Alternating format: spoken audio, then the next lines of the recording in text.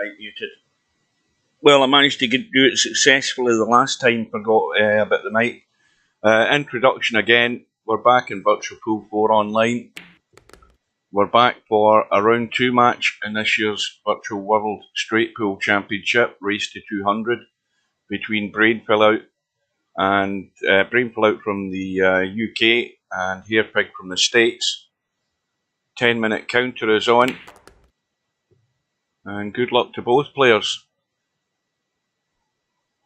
Now, I wonder how much thought is going to be involved in this match, because for most of the matches, try as they might, there's been a fair bit lacking on that side of the game.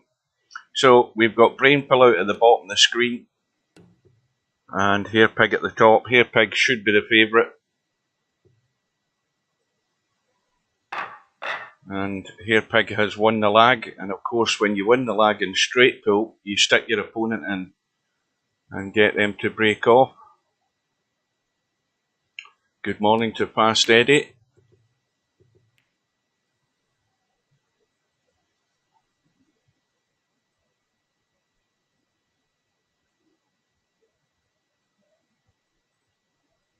I need to sort this this chat window of mine out because I can't read them. I'll just raise my chair a bit, hang on.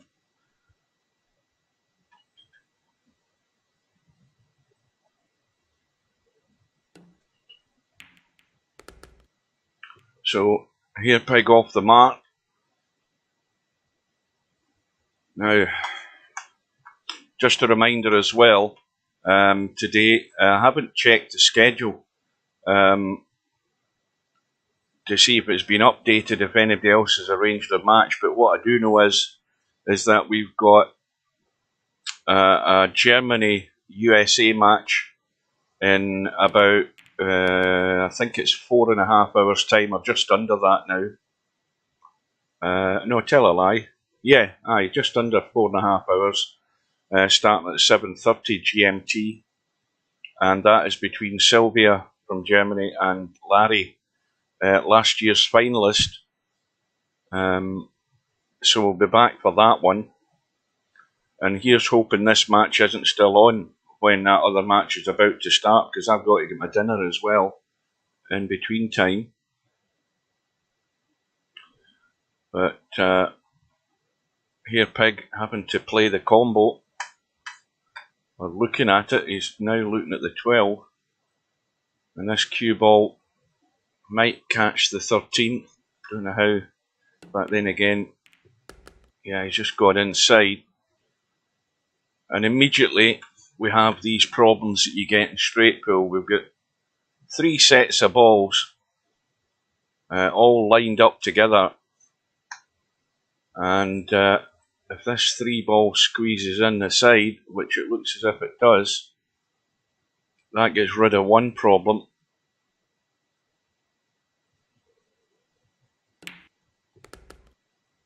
But of course, the angle in that 2 ball would have been good to get into these other balls, but I don't know whether he can get out there clean without running into the 5. So he's got major stumbling blocks here in extending this run. And of course he's got the blocking ball of the 1 ball, so these are all issues that commonly occur in straight pool, and you must deal with one way or another. But this is not what you want, and that's nowhere near set, that combo. And having to play the combo, you've got no real, you can't have any real ambitions where the cue ball is going to end up. He's got a dead straight 5 that he might be able to pinch slightly, and this 14 and 6 and this 10 and 11 are going nowhere, and the 13 ball is a blocker up table that you'd have to get really good in behind those 2 to have a shot at one of them. So unlikely that this is going to extend any further than what there is in the open. Good morning to IQ2, Dwight, if I remember rightly. And I'll tell you, I was a bit late getting here. I'd like to have been here earlier, but I've been waiting 2 days. I ordered a new watch strap for my Casio G-Shock watch that I've had it for a few years now, and the strap is one of these resin straps, basically plastic. I mean, it's a good, a good solid strap. And it was it was expensive for me. I've never bought a watch over £250 or whatever it cost to buy. And the strap has broken. The actual loop where you loop through the strap to tidy it up, it snapped. So I had ordered it online, and it is a genuine Casio strap. And I've been waiting 2 days for it to come through the post. The only problem is it landed through the post at 20 minutes to 3 this afternoon. So I've got my little screwdriver set trying to take the strap off. And I thought it'd be simple, but it's not quite as simple as you look. There's a couple of what looks to be screws either side, and you turn them and they don't do anything. And the reason they don't do anything is those screws aren't meant to come out. And then I thought, I know what I'll do before I go into the stream. I'll go into YouTube, and sure enough, if ever you've got a problem, there's a guy in YouTube somewhere has got a video to tell you what you're doing wrong, and I've looked at the video. I now know what I'm doing wrong, and so I'll get that fixed once I'm finished here. Good afternoon, good morning to Mr. Hogg.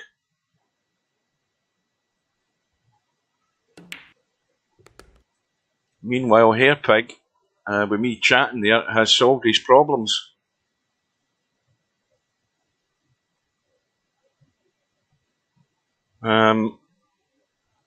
But he's not really got a great break ball anywhere here in these last two.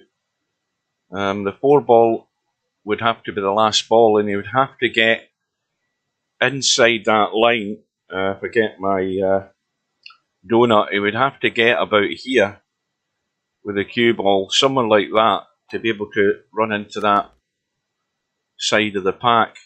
One bit of advice I'm going to say to people is, yeah, I mentioned that before you arrived, Tommy. You're a bit late to the stream. One thing I would mention is that I've spoke before about this Mike Siegel video that's on YouTube. It's about 90 minutes. And if you watch the first 20 odd minutes or so, there's things that he mentions about breaking balls that are very interesting, and a lot of people should watch it. Some very, very good advice in about the first 20 minutes of that video. And if you've never seen it, go see it, particularly if you're still in this tournament. There's some excellent advice. Well, full marks to Hairpig, because he's managed to scrap his way so far in a very ugly set of balls that we had in that first rack. And he's now got himself to 15.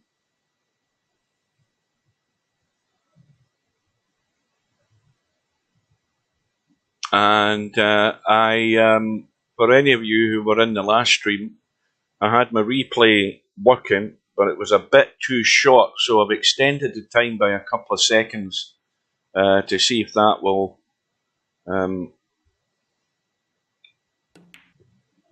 give us a little bit of improvement. Blind Hog, why are you in the room?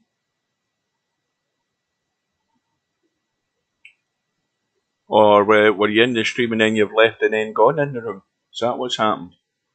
And don't forget, if you're not happy with the stream, you need to check the little cog wheel at the bottom right hand corner of the stream and adjust that to the correct resolution, which it's been streamed in 1920 by 1080, but sometimes YouTube and Twitch default to a lower resolution, and then we get customers complaining or viewers complaining that it's not running too good. Meanwhile, Hairpig now has got a pretty favourable situation here. How's the volume, by the way? Everything okay? We'll do a replay in a little second or two to try that out.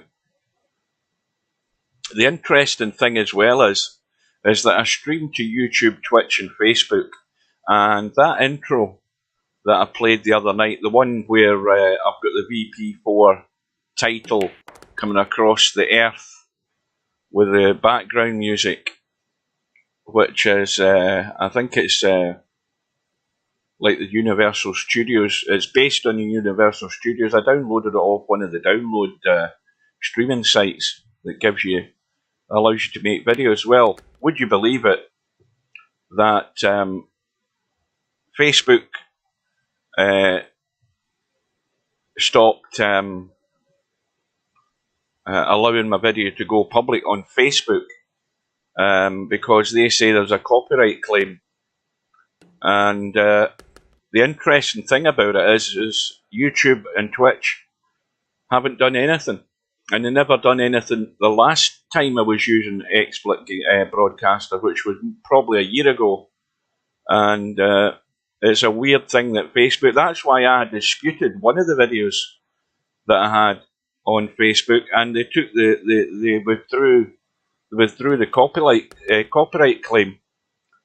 This one I couldn't be bothered. I just took the video down because it's not important.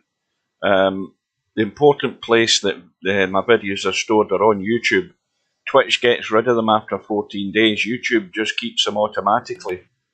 So the fact that the one in Facebook is gone is immaterial, but it just shows you how their copyright strikes work.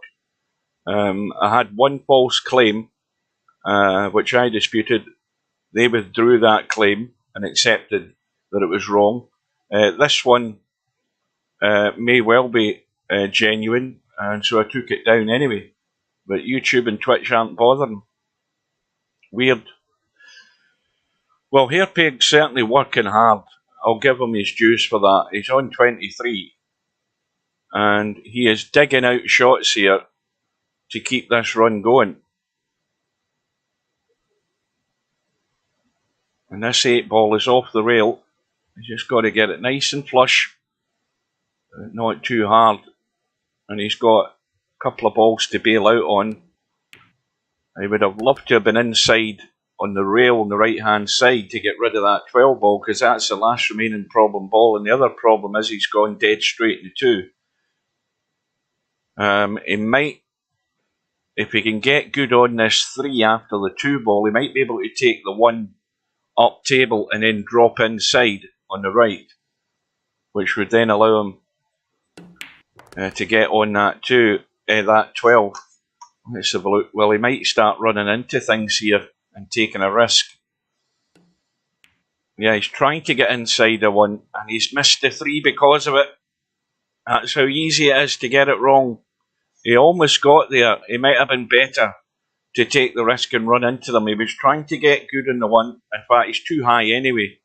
He would have had to go across the table and back across, or play a little draw and run into the 7 and 12 anyway. So that's the only thing that went wrong with that shot, is that he was trying to get really good when the angle he had wasn't great, and he would have been better maybe to run in. But anyway, that's still a good contribution considering how he had to work in the early part in that first rack. BrainFellout has gone fairly straightish on the 12. Although he might just be able to sneak out and take that 1 up the table. He doesn't need to do anything drastic here. He's got an angle just to come out and nip out behind the 7. And again, he's way, way too heavy. Touch like a sledgehammer. Got to get it a lot more delicate than that. That just needed a little touch to sneak out behind the 7. And I would hope for BrainFellout's sake that he finds his touch fairly rapidly, or he's going to be chasing Hairpig's tail all day. And he's got to make some contribution here or there when he gets a chance. This won't be it though.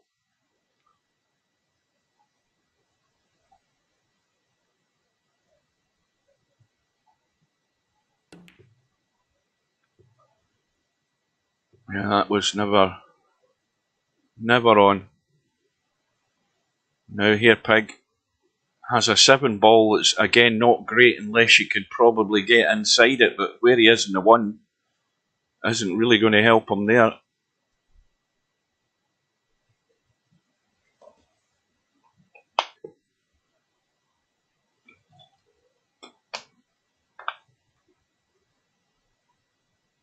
And 87 is still the high run in the tournament by Mr. Fox, who's now over on the 1 loss side. Now, again, he's ran an inch too far. Had he finished a wee bit squarer on that one, he might have been able to catch the pack. But he's called the safety. He's going to start running here, I think. Well, he called the safety at the wrong time. He's potted the 7. Now he's going to have to call the safety. Well, he doesn't have to. But he might end up sacrificing a point here if he doesn't open this pack too heavy. Yeah, he's going to lose a point, which isn't a major problem. Now, BrainFellout has to get wise here because he doesn't want to do something daft like smack into them to open them up. He has to find a better way to get safe than looking at this setup.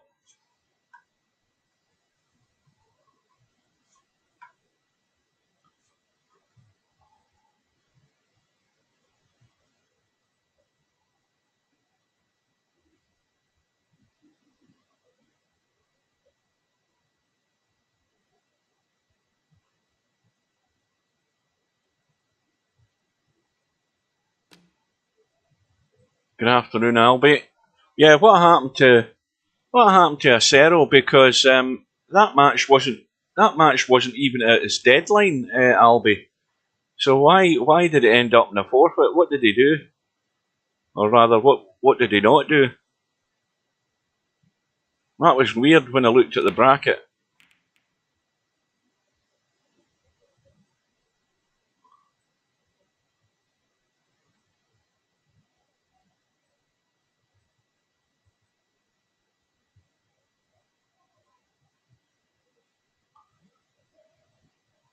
So that was like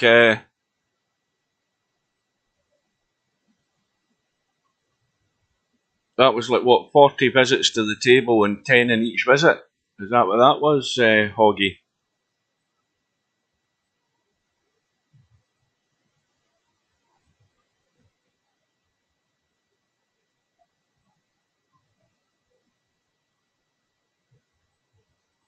Well, Hairpig looking for the safety. Now, at worst, they could leave a bank on the 7 as a tempter if he was playing off the pack. If he comes back over to the right side, just round about there, he's just squatted out past the 14, so BrainFellout's got a start here and a chance to reduce that deficit.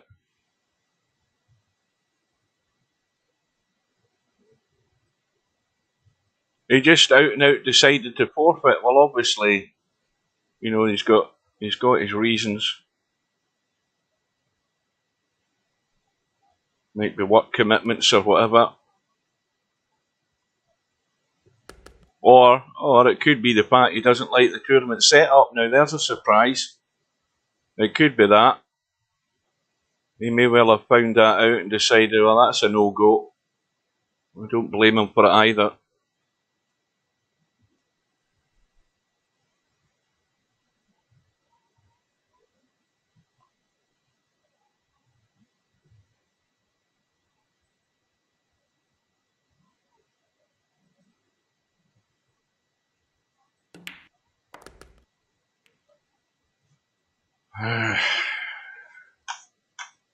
He's on the 14. fairly straight on it, and he certainly wants to come back this direction to be taking something that side. Now,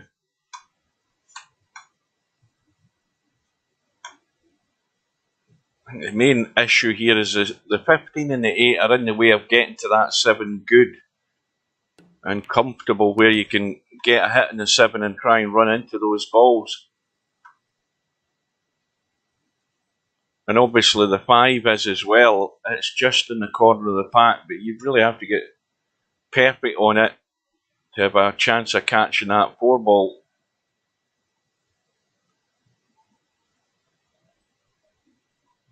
So the 7 isn't the problem, it's just dead straight again. And the 7 would have been the first opportunity to use as a breakout shot to open those balls, and now it would be the 5 or possibly the 6, which is at the head of the pack. So there's not a concrete definite break ball here, and of course that cluster of balls is no good.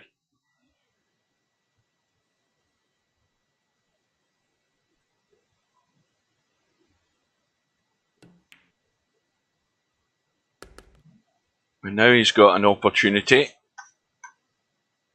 and he doesn't want to. I think he wants to get a wee bit of top on that as he's going off the 15.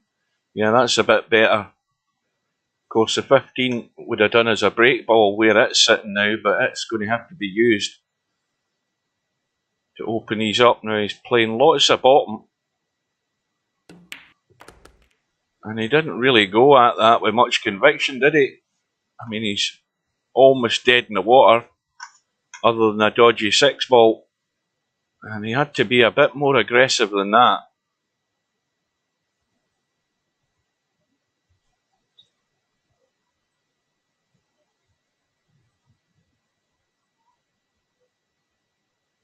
Good afternoon.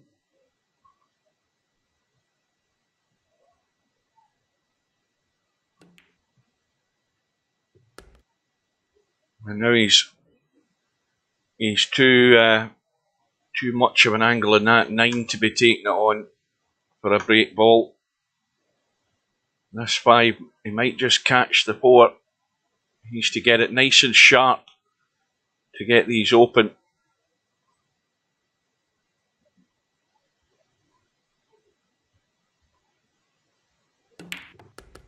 Yeah, that's the problem with it. He's had it stone dead on the 4 and it's locked the cue ball. So that is definitely the end of visit. Now, it most certainly is. Now, if you look at that 2 ball and the 9, not the 9, the 13. Let's have a look from the. See, that looks from that angle that the 13's going past the point. He hasn't called anything. He's just trying to keep it tight, which might have been the good thing to do, but he's certainly going to entice Hairpig into that 2 ball now.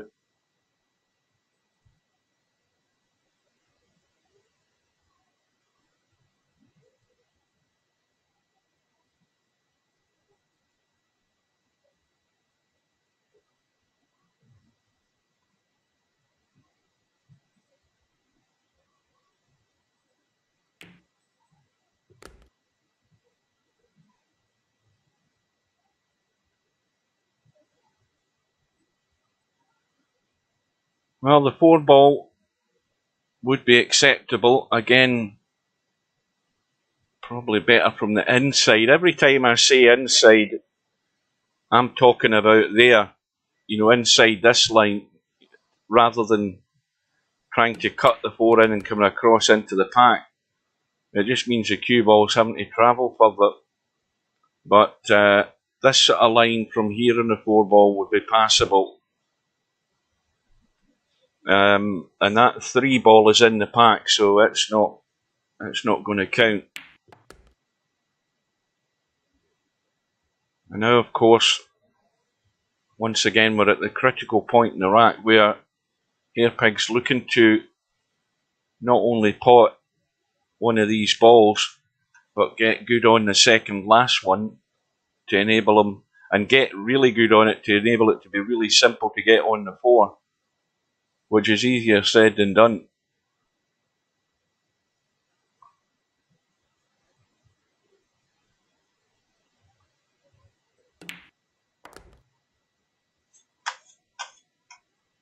Well, he's got a chance.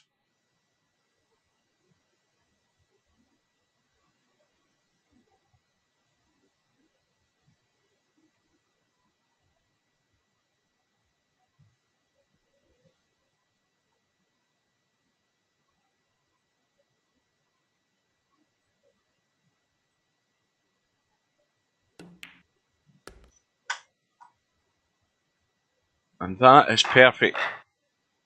That is perfect. But he's got to make sure he doesn't lock onto the side of the pack. So he's got to try and get away from there.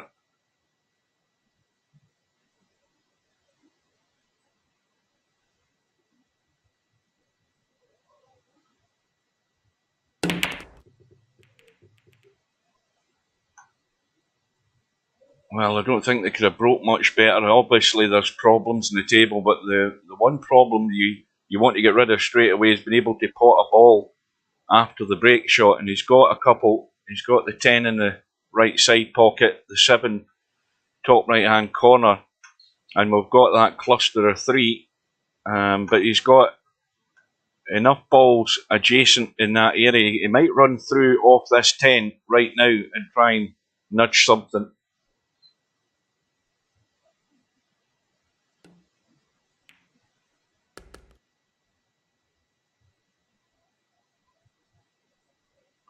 Well, he hasn't. He's got other plans in his mind as to how he's going to go about this.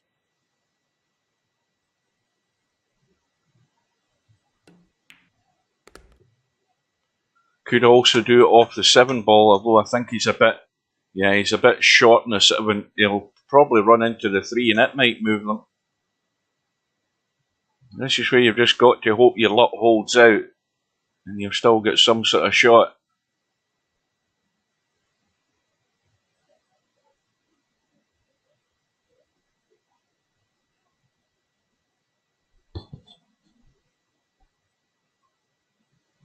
Got to get it nice and thin.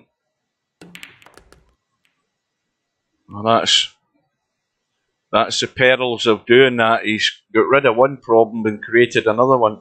I don't think that's a combo, so the 11 and 2 are an issue, but there's not anything down this side here that makes it easy to drop onto that 11 behind those 2 balls, so it's going to need another nudge. You could play the 6 and just nudge into them if you're up table. So there's no immediate alarm bells here, as long as he can get on that 6 if he's intended to leave that as the way it is. He could run through off the 15 possibly. He might hit the 14 though. Yeah, that doesn't look good. It's a bit tight.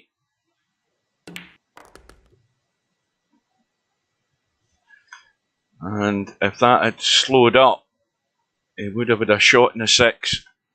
I don't know whether he can catch this 2. But if he gets it too thin, he could skim across into that opposite corner pocket. He's got to be careful here. The touch on this 2 ball might be thin. Oh, he's got it thick. That'll do. So that's dealt with that issue. Couple of balls up table.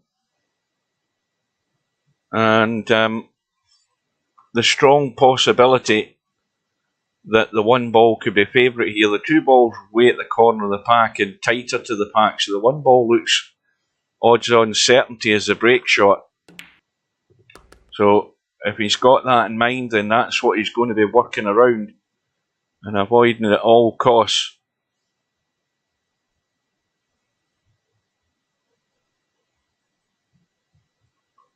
Well, the last 2 weeks, Friday night 9 ball's been a full house.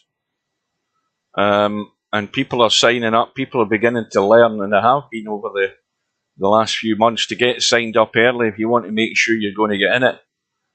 And as we know, you can't really have any more than 16 in a Friday night 9-ball, any tournament that's going to be running a night, because we do know that Friday night 9-ball, depending on how the matches can go, will certainly go 3.5 hours, and longer than that.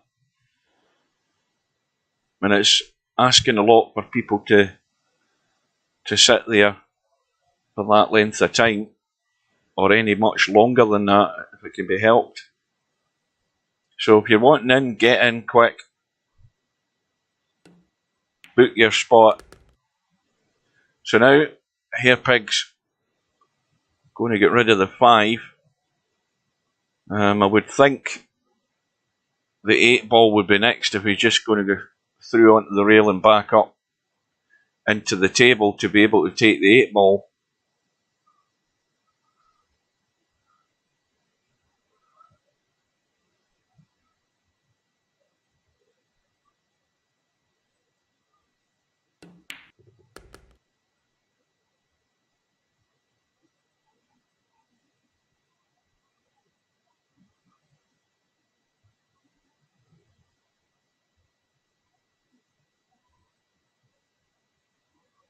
No, it's not. It's going to be the 13. So now, the 8 up the table possibly. He's drawing back to maybe take it in the side, but you see, the problem with this one is he's just going to have to drop it in or kill it stone dead and be a wee bit further away from the 1. But he doesn't want to be leaving this straight. He wants to come back off the 8 a tad, and that will do. But the critical shot, we know, with these pockets.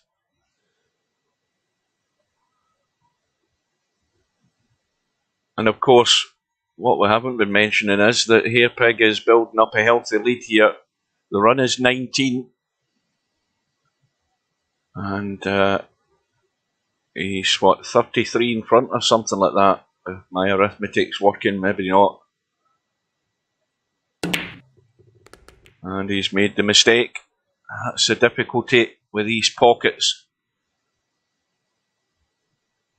Did he call it and did it go in? Yeah, it's a miscall, yeah. I'm thinking we've seen things there. So the run is 19, but what I'm interested in is what BrainFellout is going to do, because he's going further and further behind.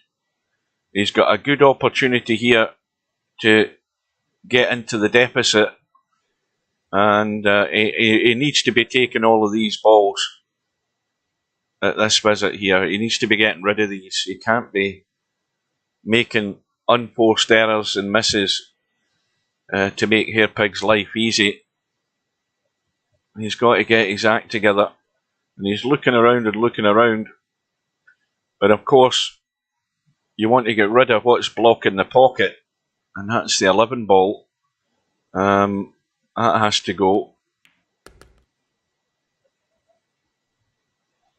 And he's gone 2 straight in the 1. He could have got better in the 1 and been able to get rid of the 3 ball there, I think. Let's have a look.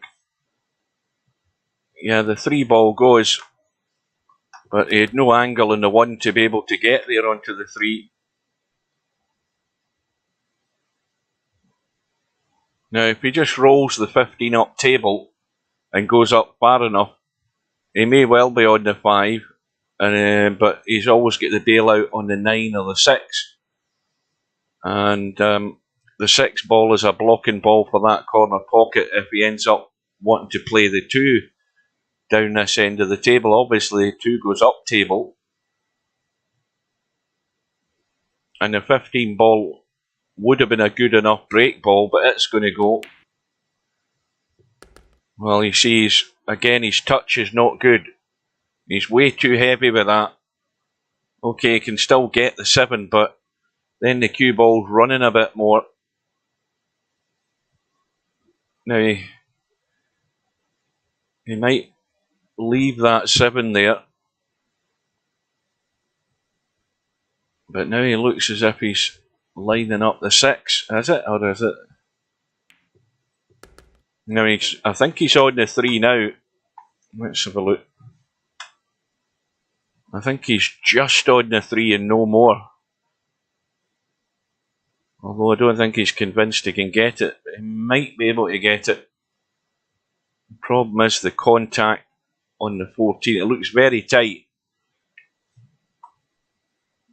from that side.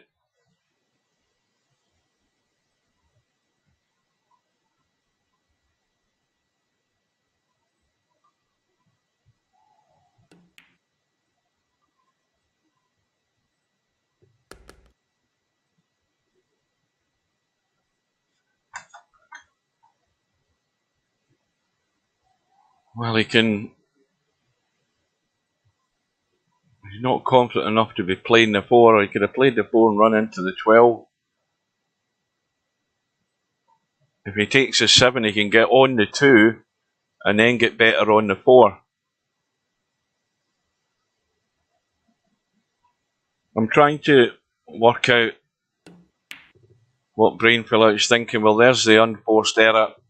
That's a contribution of just 5, which is not going to get an invite to the party, I'm afraid. He's still 30 behind, and he's going to be further than that in a minute or two.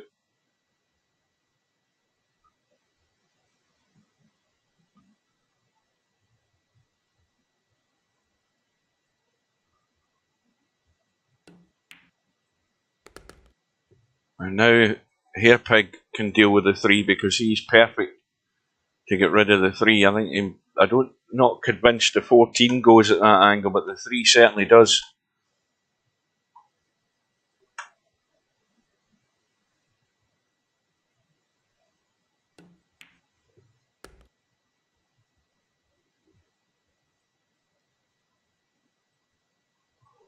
Well, this might be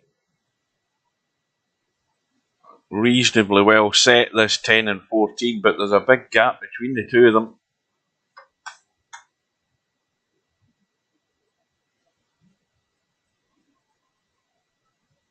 And Hairpig's looking to deal with a situation here that he might not have any other sort of opportunity to get here, so he's taking his time. There's no shot clock, so there's no rush to get this done. Once you're committed, you go for it, but you've got to take your time and get yourself set, and that's well done.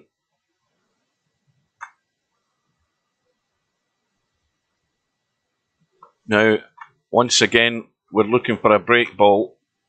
The 10 ball is behind the pack. It would have been 1, and these other balls are all in the pack.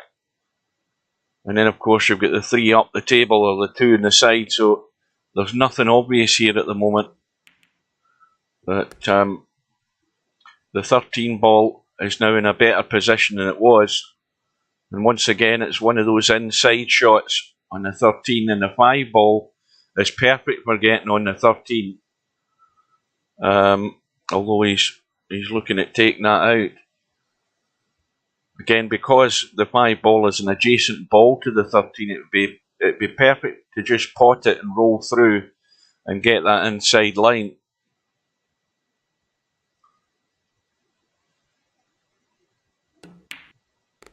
Well, he's going about it a different way. Now, what about that? That 12 ball is in the pack. He could also look at leaving the cue ball in the pack.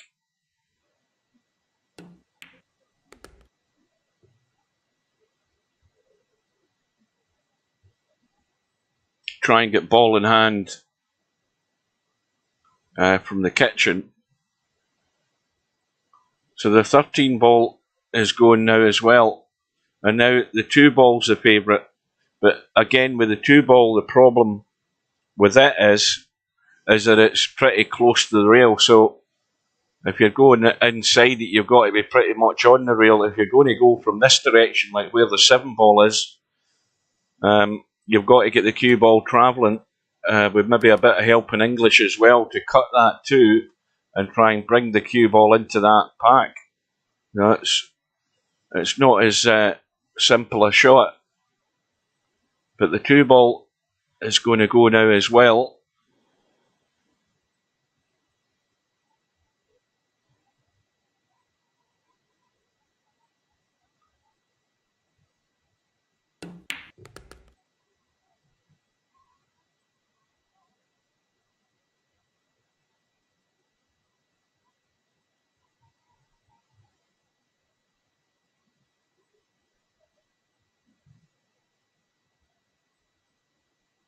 Well, he has to get up the table to cut this 7 ball into the side pocket to try and get into the pack from that shot.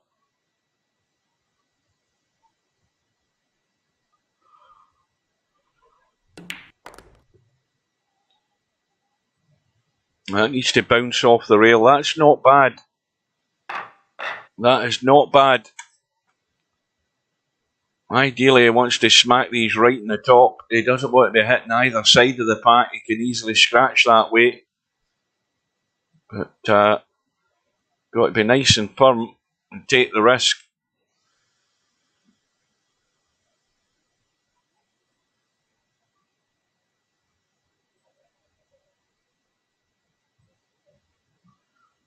Well, yeah, he took the risk, got away with it. Well, BrainFellout had almost a full rack of balls that were opened by Hairpig when he tried to break the rack from the end of the last or the previous rack.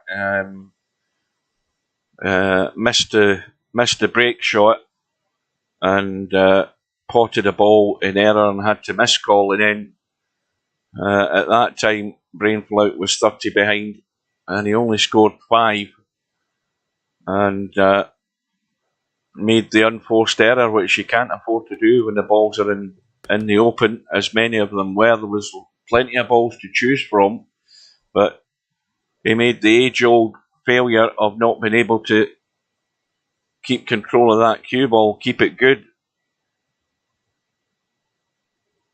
And again, as has been mentioned multiple times by myself before,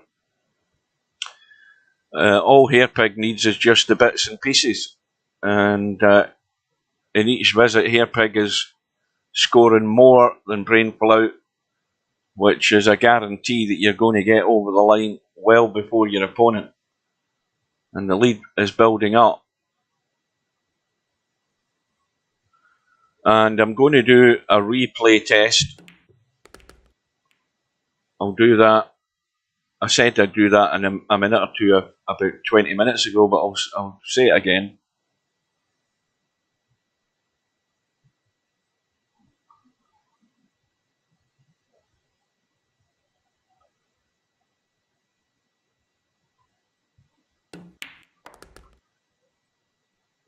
Let's try that.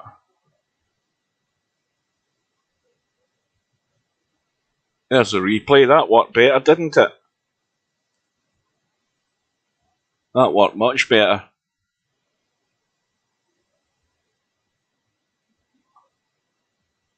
I've also got the audio off on the replay, because that way you don't hear me talking. You won't hear the balls either, but you're just looking to see what the replay is rather than listening to the audio. But that worked okay. I'm happy with that.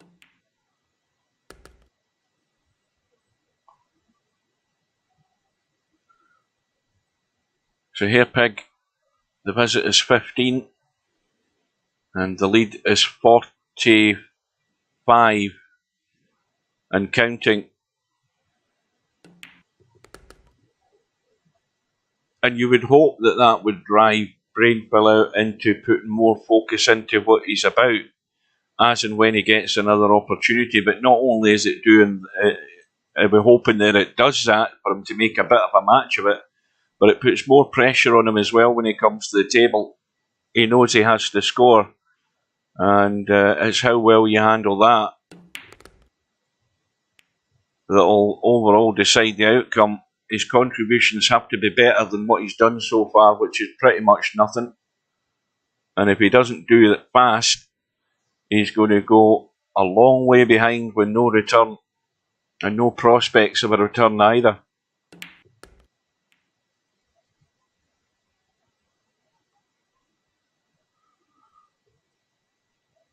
Well, both those balls, the 3 and the 4 both go, or is it the 8?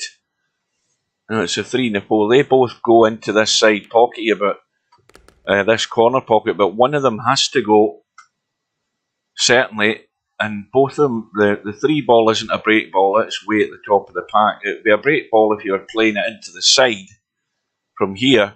The 14 ball looks to be the candidate. I don't like this though, because if he's cutting the 15, he's going to run across and run into those balls. If he can see the 9, he can certainly get up the inside of the 14 and get top side for that 3 or 4 ball, whichever one he wants to take.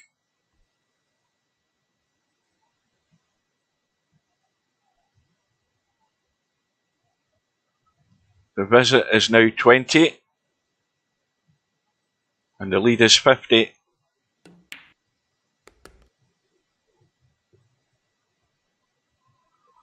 Well, he's got the adjacent ball. He's pretty dead straight on this 15. No, the problem with that is, though, is he's going to end up way up the table and having to play a long shot, which is no good. It's no good for your prospects of getting good on that last ball. Now, he could just stun off this 15, a bit of stun draw, and take the 4 in the side. But he needs to finish low in the 4 if he's going to do that. And he's not going to be taking that risk. Now he's ended up dead straight on the 4. And he doesn't want to get greedy and try to pinch anything here. The question is where does he see his break shot coming from?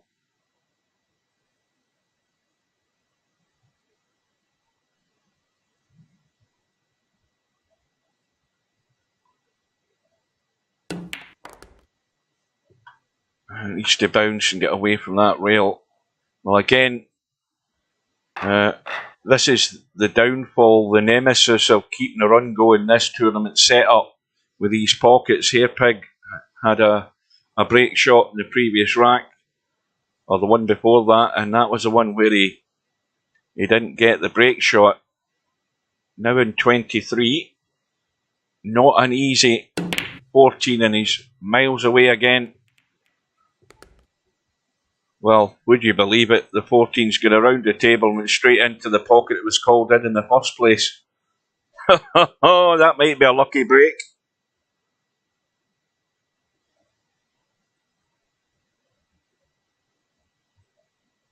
Well, we've missed it. It was too late.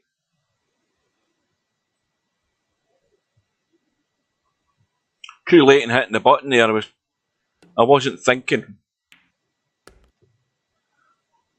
Good afternoon to Cobra.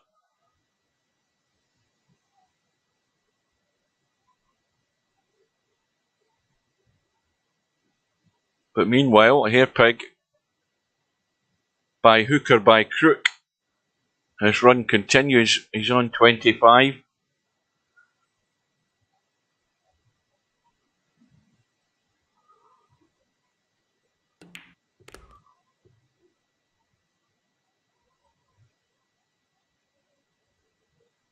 But the main problem for those break shots is he's not got really good on them. He's been quite far away from the break ball, and that just makes your life that bit more difficult. And that's the root cause of how he's failing to get those 2 break shots that he had. That's why it's so important to have a good second last ball, so that you don't have to do strange things with the cue ball to try and get onto the final ball, that final break shot. If you have a much more adjacent ball and a lot less to do with the cue ball from it, you're more likely to get better on that break shot. And there is the end of the visit. It's 27. And BrainFellout, well, he's just, I think, looking to try and make this score a little bit more respectable by the end of the match, because I don't think he's got it within him to produce anything that would lead you to believe he's going to make some sort of spirited comeback. We'll give him that benefit of the doubt.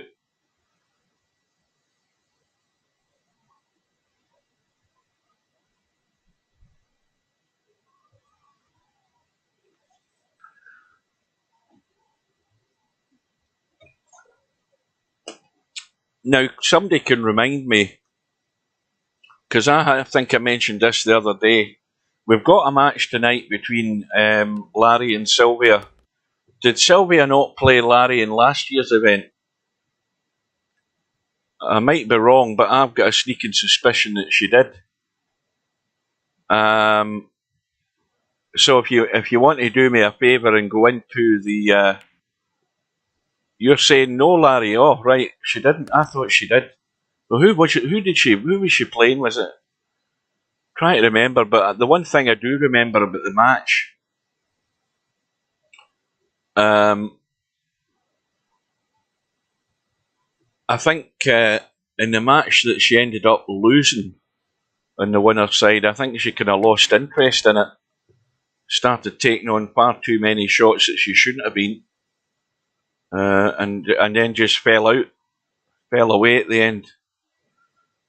I would hope for her sake and for my sake, watching this tonight, that she stays fully focused.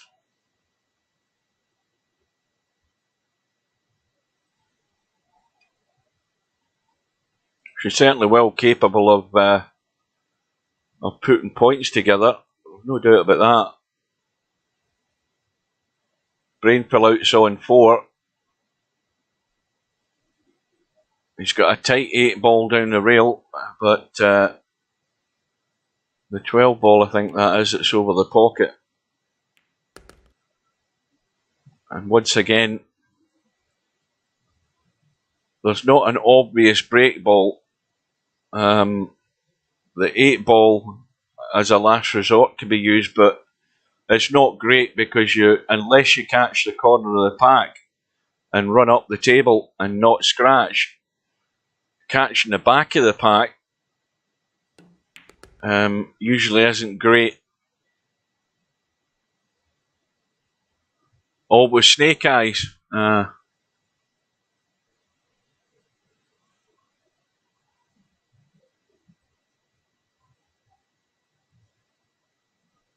So BrainFellout has got work to do. I think all of those 3 balls are effectively in the pack, so I don't think any of them are live as far as a break ball goes.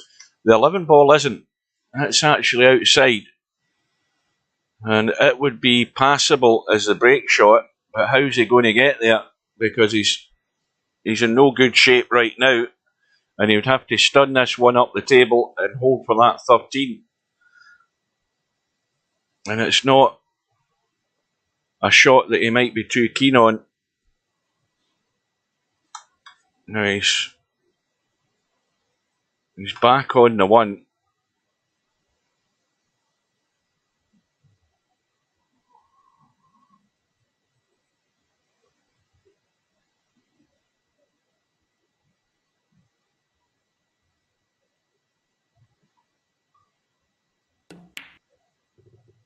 And he's hung the 1. He got on the 13, okay.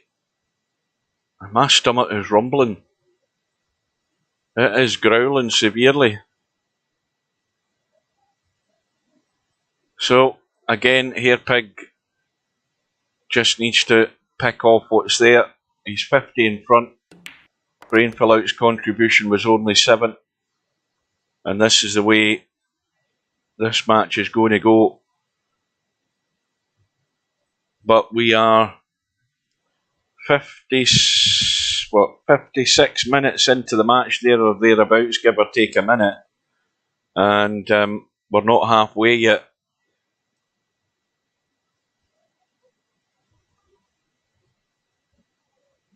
And this is not easy. He played that well. Now he might need to check this with a bit of left English.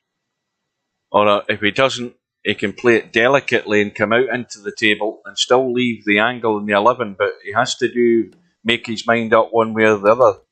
If he get too much on it, in fact, that's fine. But once again, this is the third break shot while I've been watching it and not looking at the chat that Hairpig's going to be attempting. This is easier than the other two, and he's guaranteed to open the pack.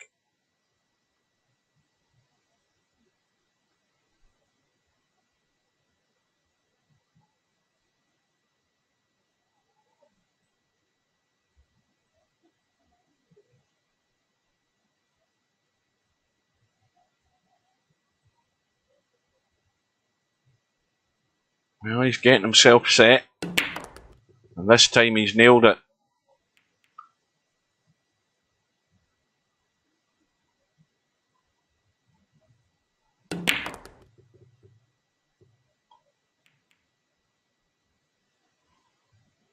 So these balls are all spread pretty nice.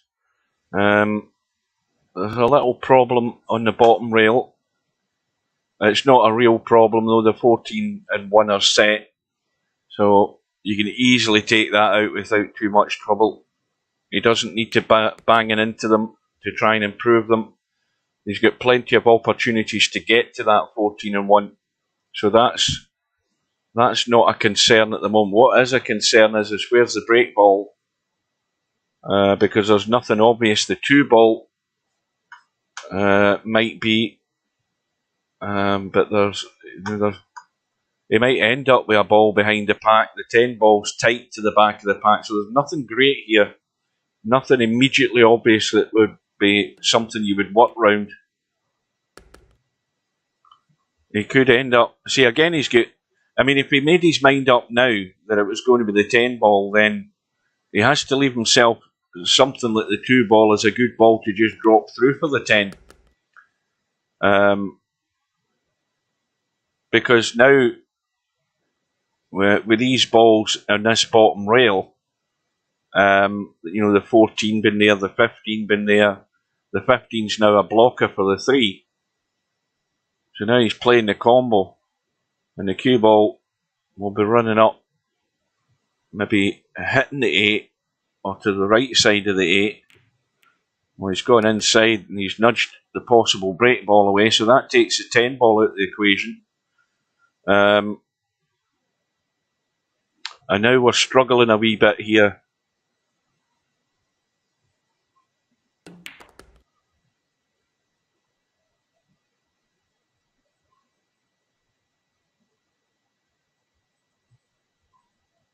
Now, the other thing to think about would be, I mean, whenever when you've went through the thought process and you're looking at break balls and you're running out of balls, then the one thing to think about is leaving that 8 ball. The last resort option would be to leave the 8 ball in the pack as the last ball. And thereby, what you've then got to think about is when you play the second last ball, is to get that cue ball up towards the kitchen line in the table, waiting for that 8 ball to be spotted on the head string, if that's what you call it. And if you do that, then you'll have an angle where you can pot that 8 ball and get into the pack, either directly or off a rail. That would be a last resort option, but it's, I wonder how many players actually think about that, because you're really, really struggling. Sometimes you've just got to take what you've got and then take that opportunity, take that chance. I mean, the 14 ball is pretty much in the centre on that bottom rail. It could do. The 6 ball is way too tight to the pack to be any good. But that would be one choice that he might. Well, I don't know whether he'd be considering it, but it is a choice. But the 8 ball's going to go. So that's not the way he's going about it. It could possibly be the 14, and the 6 ball being where it is good to get in the 14. So that's maybe the plan. I mean, he could take the 13 down in this bottom right hand corner if he had to, and roll through for the 14, because that way he's guaranteed he should be leaving himself a decent angle.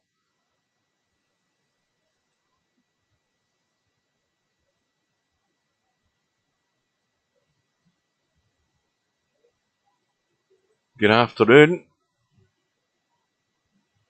And my replay's working. Cobra was moaning about my replay. It's working fine now. I fixed it. Just added a couple of more seconds. Well,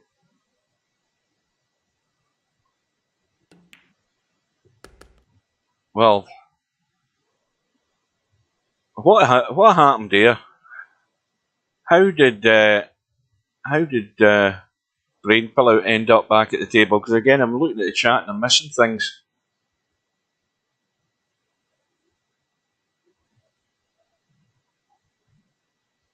I saw your comment in the lobby yesterday. I read it.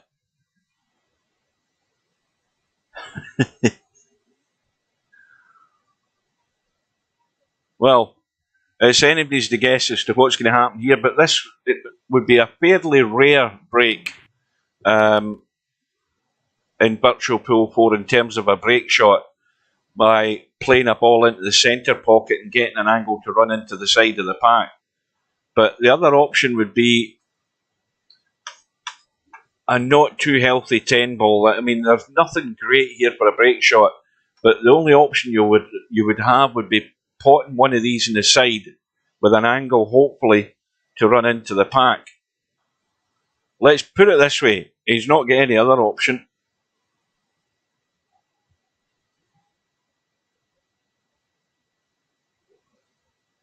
Yeah, you know something, Cobra, though? That reminded me, because I forgot to look at it, so I went in and did it immediately. I just extended it by a couple of seconds. Well, now he's in no man's land. He's got he's got one of these little cuts. He shouldn't be missing this, but the problem again is the cue ball's coming off the rail and out, and he's really going to have to be fairly straight on this 10 to run into the pack, which wouldn't be great. If he goes inside the 10, there's far too much gap that way. That's no good. Well, I'll tell you what, he'll do well to get any sort of hit in the pack from that. He's going to be having to do too much for the cue ball.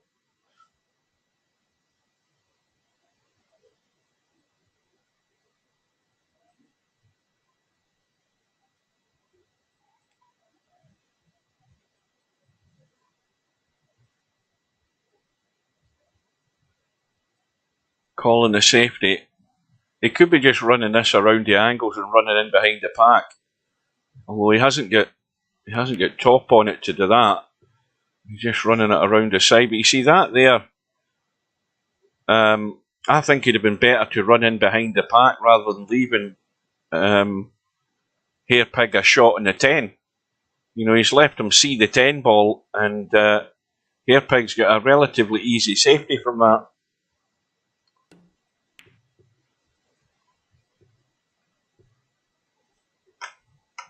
And what's more, he stopped BrainFellout seeing the 10 ball. So BrainFellout's got himself into a problem that had he seen that, he would have played a better safety in the first place. To me, it was a lot easier to run that 10 ball around the angles, up the table, and stick the cue ball in behind the pack. But you've, again, got to be in full control of your mouse, and that muscle memory for the pace of the shot is what you have to be good at.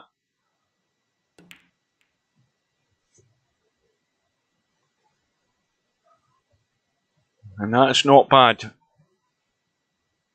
That's got Hairpig thinking. mean, there are balls out, but at the end of the day, I don't think, and with the greatest respect to BrainFellout, I don't think Hairpig is going to be breaking much sweat over these safeties because there's very little at the moment coming back from BrainFellout to suggest that things might turn a different way.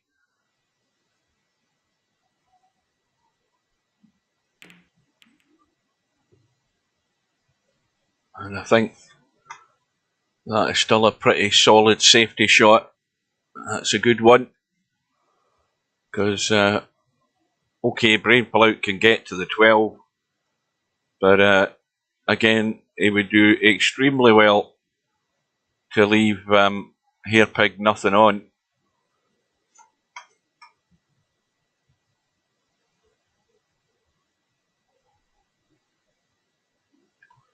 So, vital that BrainFellout does something half decent here because, again, there's a bucket load of balls here to be made to stretch that lead even further if Hairpig comes to the table with a shot.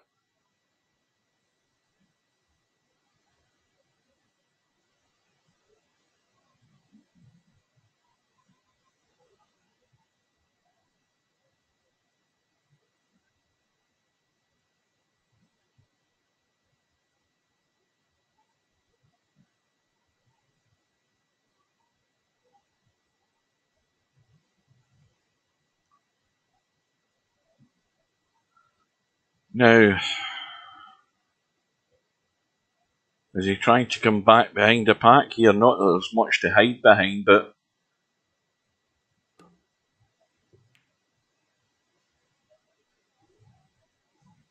well, he's sacrificed a point, but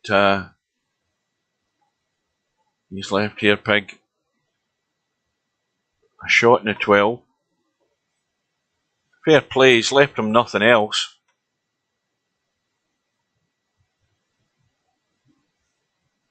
Hairpig's, I don't know what I think he's still contemplating something, but I don't think he's looking at the 4, he's looking at the 12. I don't think he can see enough of the 4 to cut that. It wouldn't be the best of ideas to be playing it anyway. Well, Hairpig's missed the 12, and BrainFellout has a shot, albeit an offline 11 ball and a thin cut in the 13 into the side.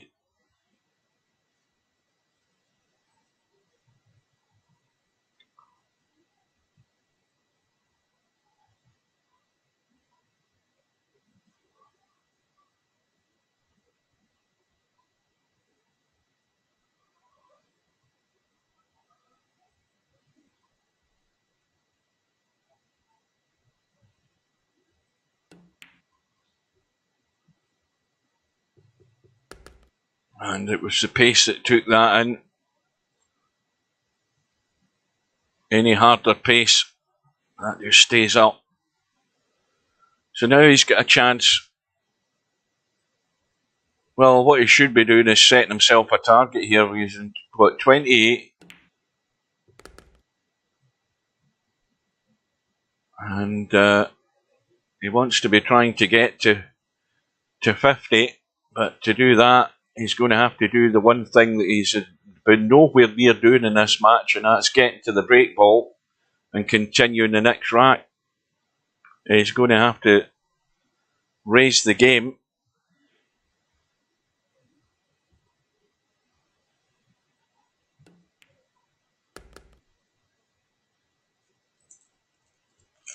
Right, now I've got some potato chips, as you American guys say, so I'm just going to, because my stomach's rumbling here, I need something in it before I start getting migraines.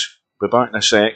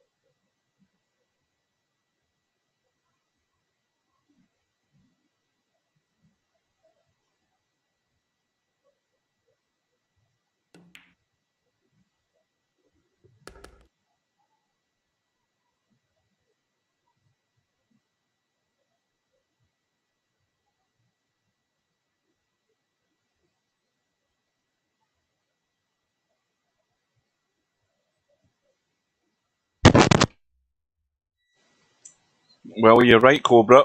That one ball is the ideal candidate. But the problem he's got is that he's run out of options to deal with this cluster in the middle of the pack. And even if he did, the chances are he would kill his one ball anyway.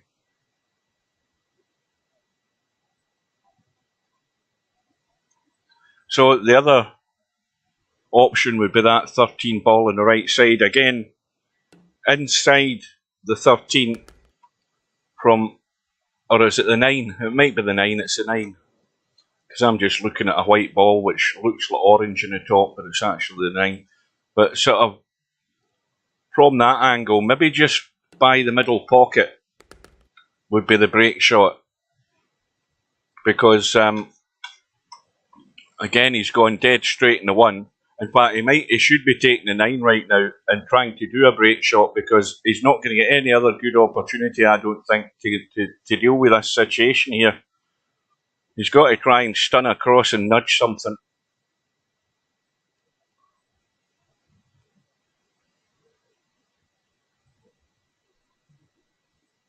Well, if you don't see that as an obvious shot, then you've got to be some other kind of genius to work your way around this problem, because I don't see that he's got any other great option other than going for the, when he's got the shot, he should have been going for it now to open them. And now he's going to have to do it.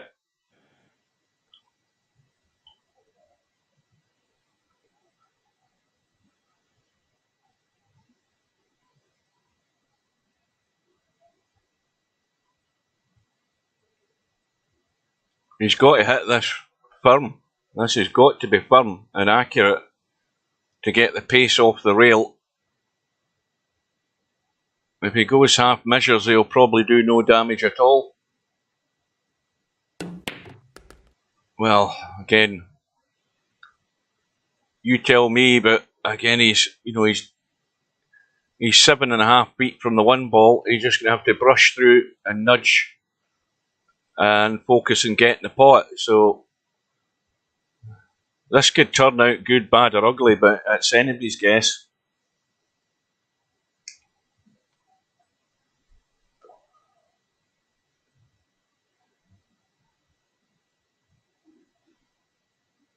I honestly don't know what was to stop him taking that 13 when he was on it.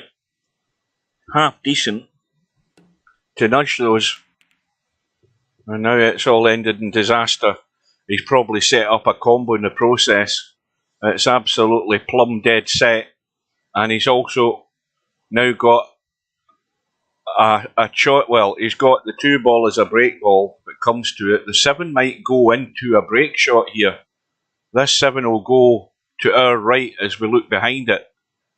But it's going to hit it thick, so it's how far it's going to travel. But it will go right. You see, now he's missed the 8. So that's a contribution of 0 there from Hairpig.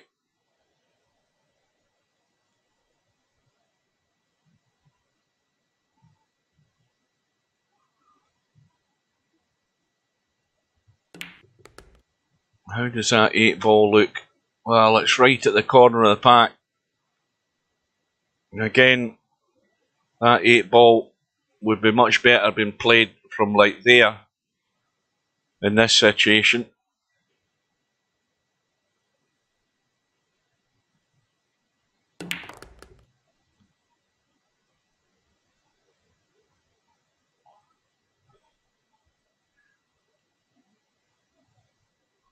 Well, he can come off the 7 and go back the way and stun out in the process. Well, I don't know whether he's beyond the pack. You see, he's not played the shot at all. You've got to be a lot more positive with the shot and get the cue through the ball to get the cue ball to do what you want it to do. He just more or less killed it. So when you're lacking in those abilities and the ability to execute them, your chances of stringing much together are really muted. Well, good afternoon, Cobra. Get a hot dog for me.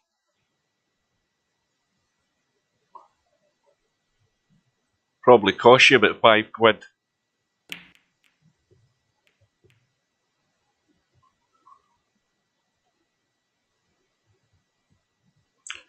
So, BrainFellout is actually 10 behind. On 2 occasions, I think he's been 50 behind. But I don't think he'll be 40 behind for too long. It'll be going bigger than that.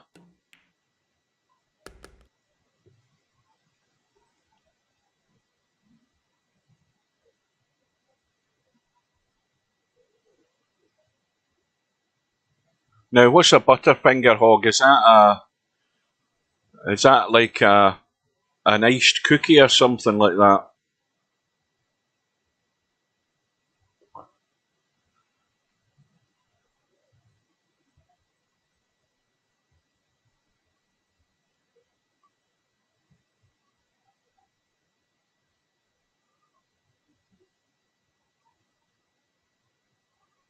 Now he's called the 1 ball.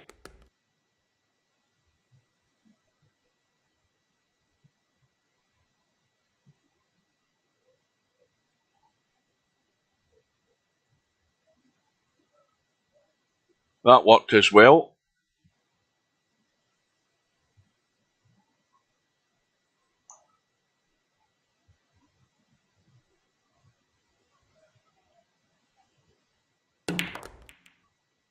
Oh, cue ball. There you go. We saw stacks of those last year.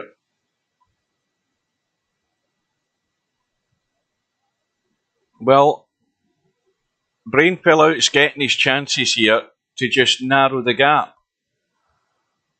He's 41 behind. As I say, he's been 50 behind. And he's got some balls to choose from here. Okay, he's got a bit of work to do.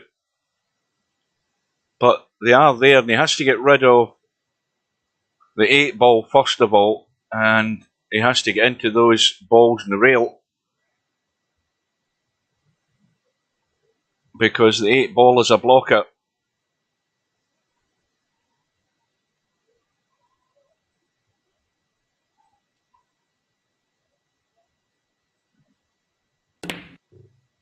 Oh dear. And that's poor from ball in hand. That is a cardinal sin.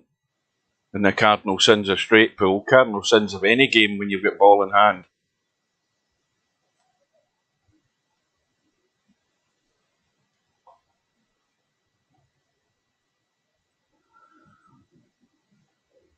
So we are now an hour and 21 minutes, more or less. And we are still not halfway.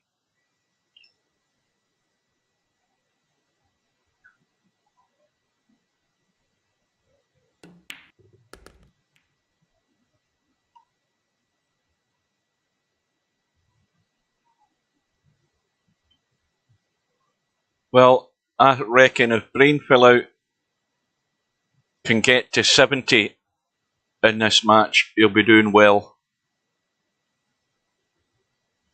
But if he's to get to 70, he can't be doing what he just did.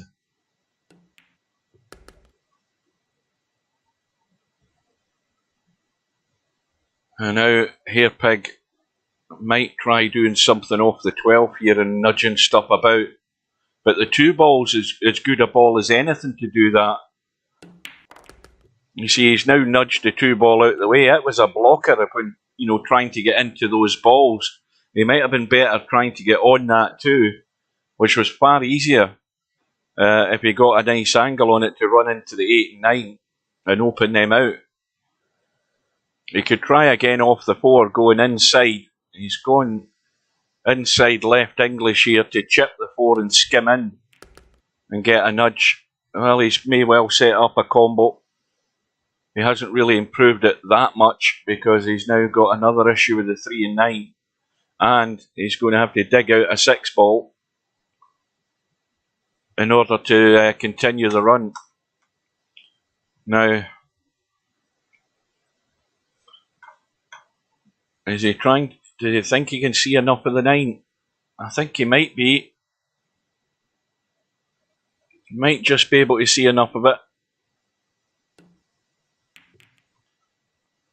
And that's well played.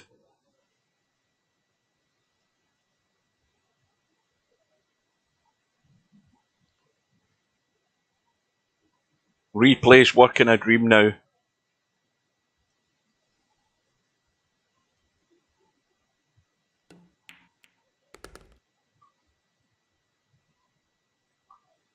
Oh, cheeky Chico. Yes, I'm using the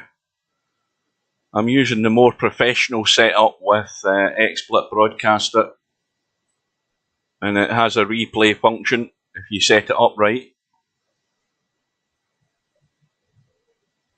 Got my little clocks in place.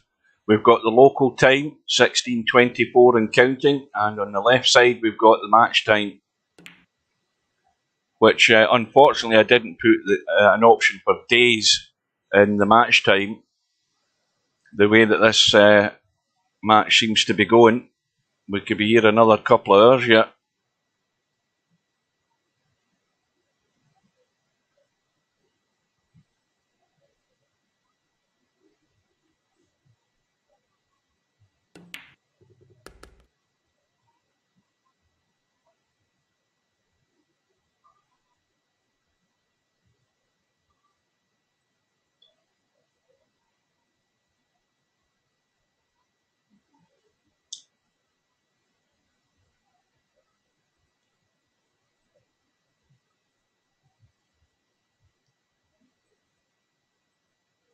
Well, it's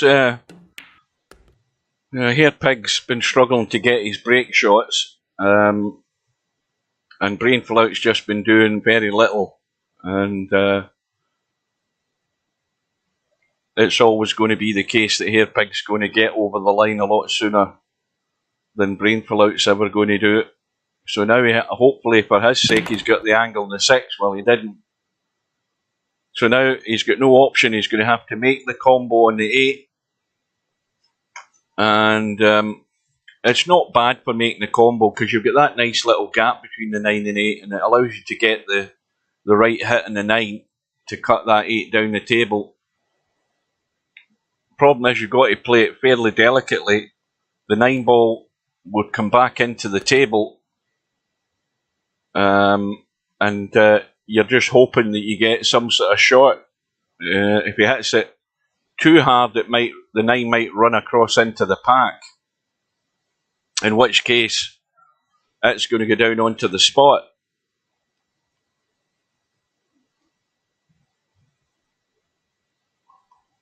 I think he's got to be gentle with this, as gentle as he can, but I think the best hope with this 9 ball finish in the triangle.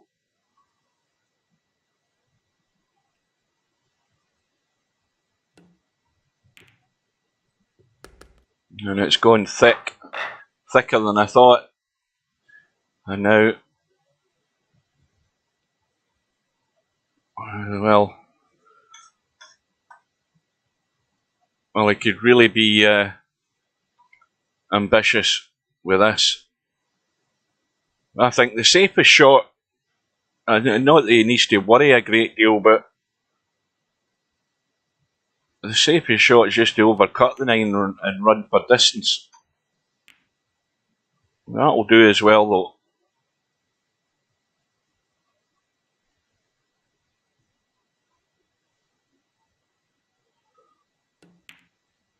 though. So once again, for all the latecomers, this is the first match of the 2 matches scheduled today. We have one later this evening in about 3 hours' time between Sylvia from Germany and Larry from the States. And that will be at 7:30 GMT.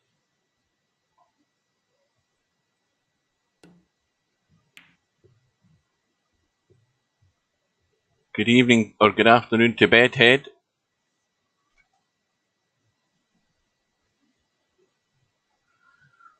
Hairpig still not at 3 figures, and we're almost 90 minutes into the match.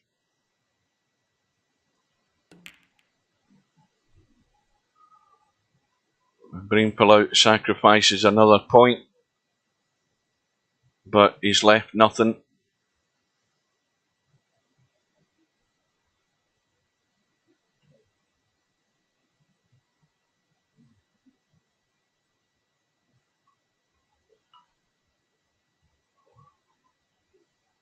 Good afternoon, Potman.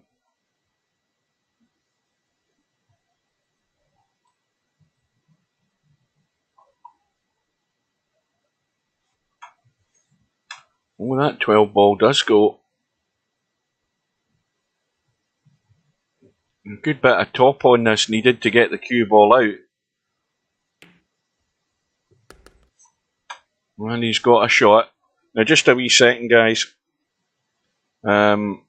Where am I going? We're going home, that's where we're going.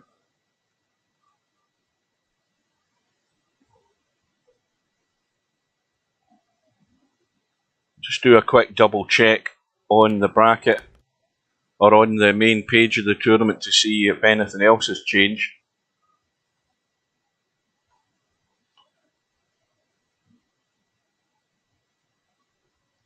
Well, as we can see, we've only got the match that's taking place at the moment, and then of course the match between Sylvia and Larry later on.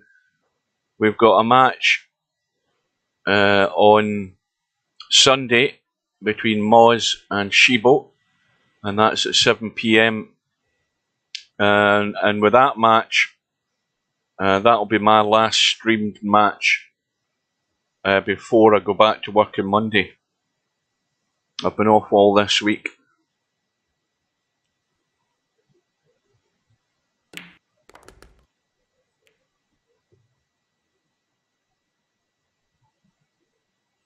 So, Hairpig looks dead in the water here. I don't know whether you can even see that 2 ball. Well, you can see it, but you can see the wrong side of it, if you know what I mean. It's a much tougher cut into that top corner.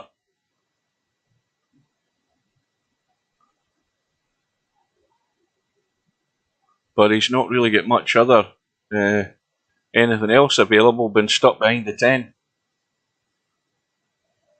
Quite happy to take this shot on anyway, because they say there's not a lot coming back from BrainFellout, so it'd be a huge surprise if anything happened now. But this rack, again, is looking ugly the way it's sitting at the moment. He's called the 8 ball. That's stone dead.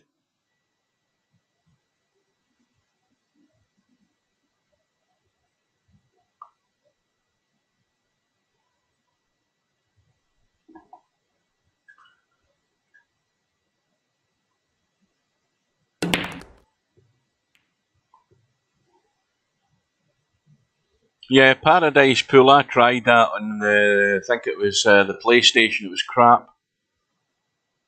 Tried it and binned it within about 2 hours.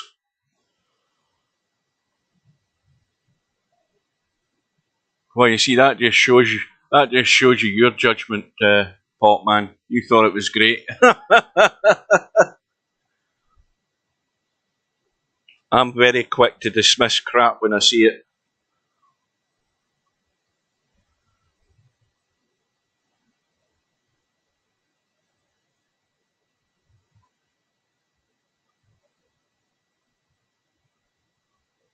Was it not Pool Paradise? Did you say Paradise Pool? I thought it was Pool Paradise.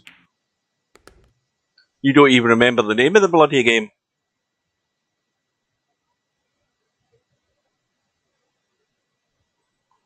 You want my advice? What you do with the disc, Potman? Find the nearest bin and throw it away. Save yourself any more hassle. Well, let's face it, you're never going to play the damn thing again. Says the man that's still sitting with 2 different versions of Virtual Pool 3 in boxes.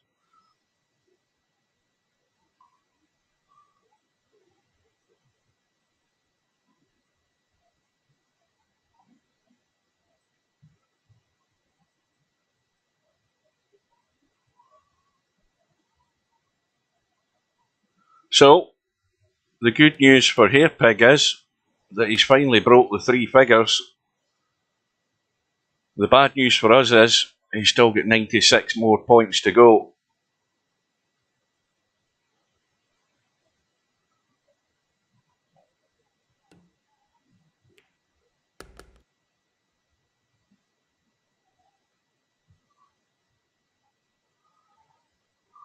And ideal candidate, well, not really perfect, but the 5 ball is more than passable as a break ball. And again, he's going to have to do this off, well, that's if he's made his mind up, but he's going to have to get back off the 10 to get up into the table for the 5. That 13 ball's the perfect ball just to roll through for the 5. And again, he's took his eye off it. Careless.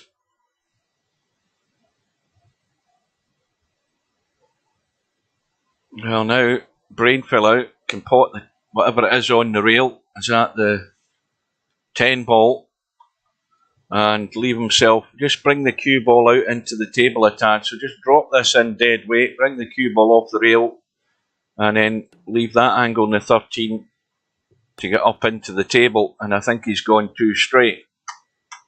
Yeah, that's no good.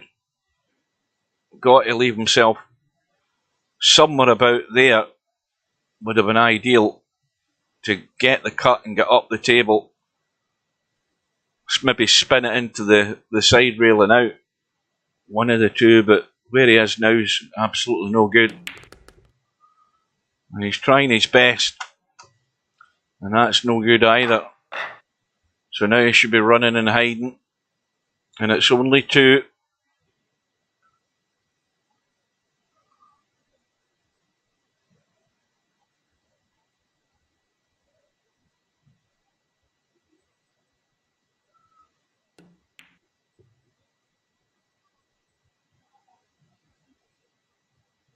So 44,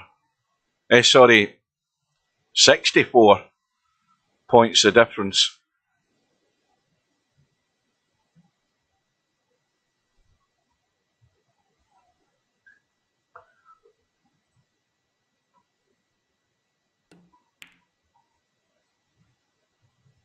Are you happy with that, semi-pro? As long as you're happy, I'll keep that then, because I still have to get out my chair to read the chat in the tiny 14-inch second monitor that I've got.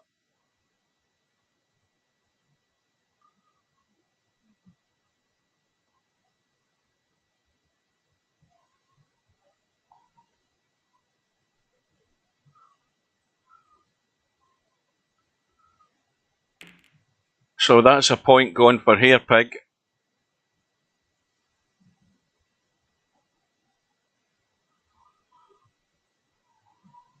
Well, goodness me. Polamint's online. He'll maybe end up in the stream if he's not already arrived.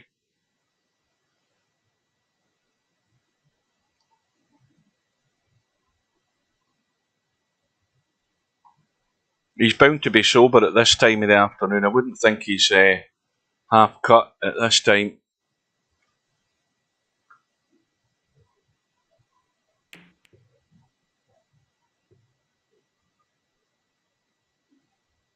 They've got, I'll tell you what they've got. I was looking at OBS on YouTube yesterday, Semi, and they have a replay function, but it's a lot more bloody complicated than the replay function in XSplit Broadcaster, I'll tell you that.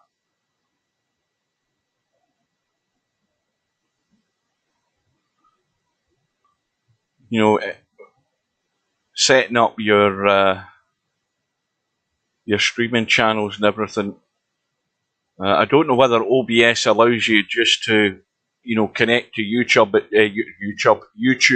and Twitch, and it does it automatically for you. But XSplit Broadcaster certainly does that. All you have to do is give it authorization to connect to your account, and that sets everything up for you. I don't know whether OBS does that as well, because I say I've never really used it. I've looked at it but never used it.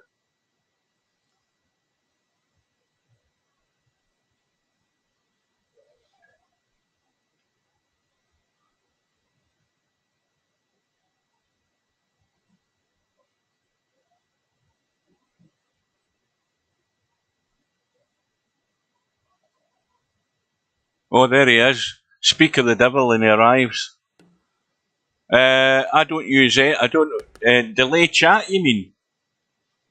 I don't mess about with anything like that. In fact, there were comments the other day there that YouTube actually is working better through Broadcaster than it did through Gamecaster.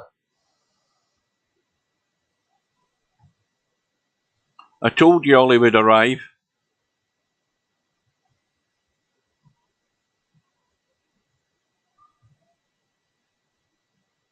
Well, I think it's 1-1 in P breaks, because I think BrainFellout had to take a break. Yes, he did. So 1 each. And that tells you that these guys are at a certain age. The old bladder's going. Oh, was he already here? I never noticed. He was quiet, so he must be sober. I mean, that's the one thing to tell. Is, the less bullshit you get in the chat, then you know that he's sober.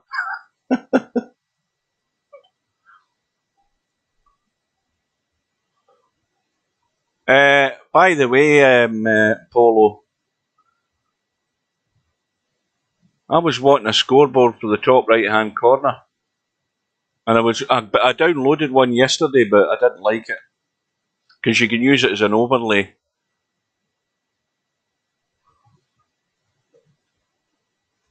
And you can also then use shortcut keys to change the score and stuff. I thought, at the end of the day, I thought better of it. It's not worth it.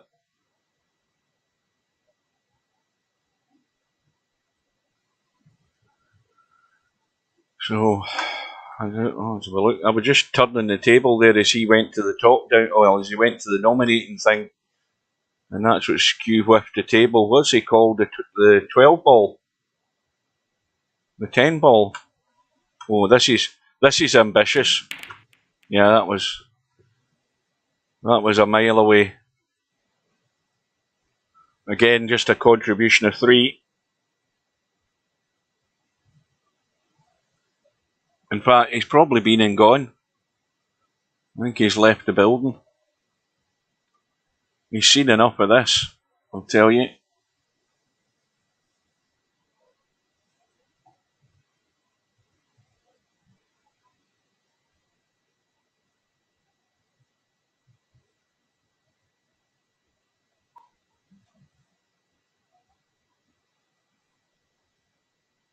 Hairpig going up table.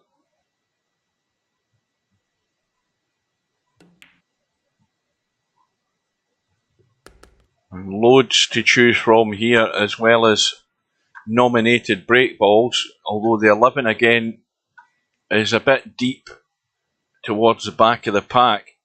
And you've got the 12 ball. They're the sort of 2 most obvious balls. That 2 balls in the pack.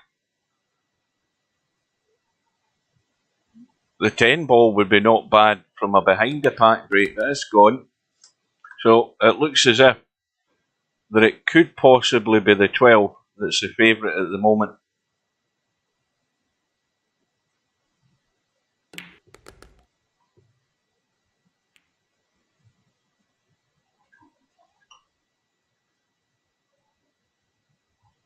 I'm assuming my comments don't appear here.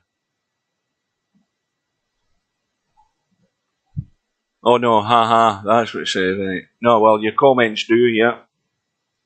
There's only 2 or 3 arseholes that I've got rid of.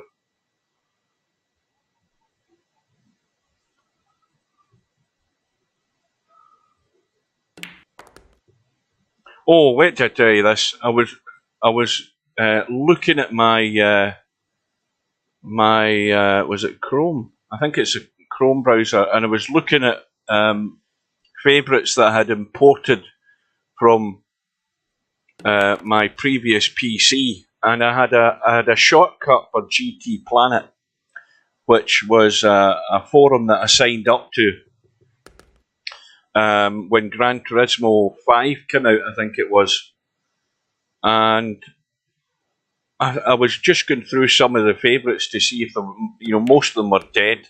Like I had the Moscone Cup on it when we had the VP3 Moscone Cup, but that website's totally gone, and it's not even on the website history. What do you call it? That website you can look back.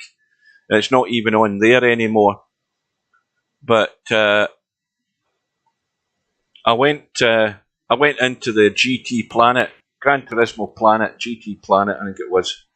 And I was reading comments that I had made on this forum, and I'm saying I don't remember doing that. This was in 2011. 11 years ago. That's when I was doing all the kart racing in Gran Turismo. But seemingly there was one night I actually hosted a race. I don't remember doing that, but I hosted a race. And I think by that time I had won, actually. I think I'd won 2 events. I don't remember that either. I mean, this is crazy. I'm reading stuff that I don't even remember posting, let alone remember I was actually on the forum.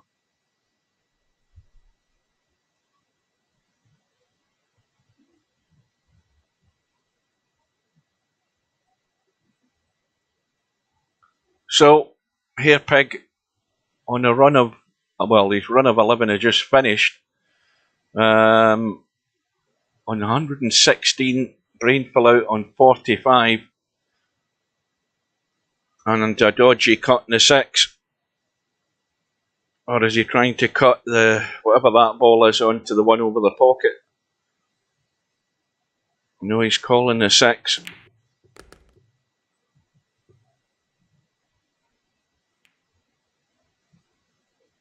Well, now he's got a chance to get to 50.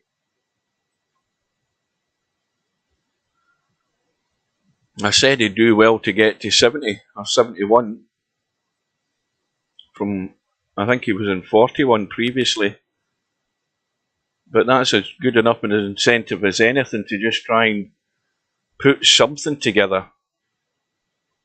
I don't think he's been in double figures. I think I'd be fairly confident in saying I don't think he has done. Somebody will prove me wrong probably, but I doubt it.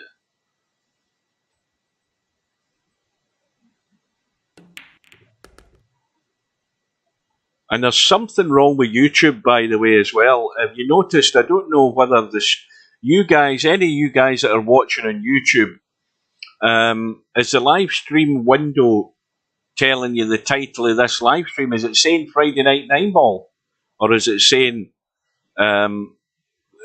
this match in this tournament? Because for some reason YouTube is stuck on Friday Night Nine Ball.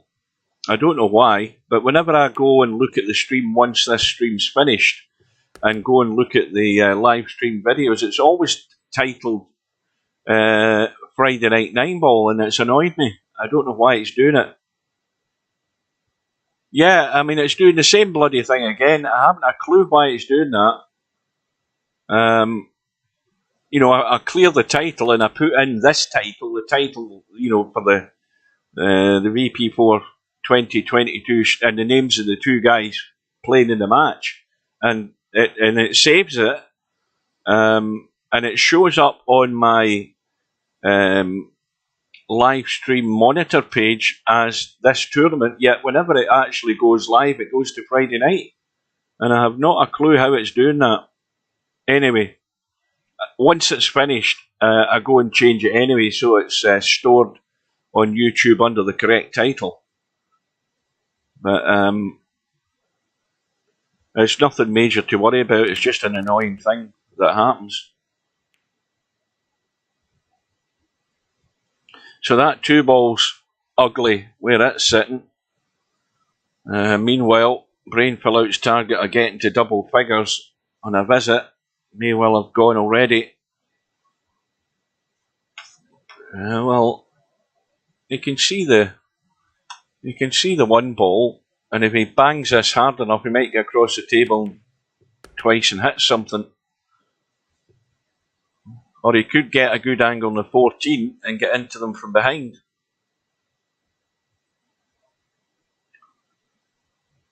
So again, a nice firm pot in the 14 and a stun into that 8 ball would be ideal to open them up. Although he could get topside on the 7 and play a simpler break shot or breakout shot just to pot the 7 and nudge these balls into play. Well, he's missed the 8, but it's not done any major harm. The only other harm that's done is that he's going to have to probably deal with a combo which isn't perfectly set, I don't think. It looks okay from here, but he now has to get rid of the 8 ball to open up this side of the table, and none of those balls, well, they are, I'm just a quick look, they're outside the triangle. The 13's the furthest out, but now, again, he's in no shape. He's going to have to play this 2, follow through, and if he doesn't get on that 5, he's going to have to take the 7 and run into his possibilities on the right side for a break shot.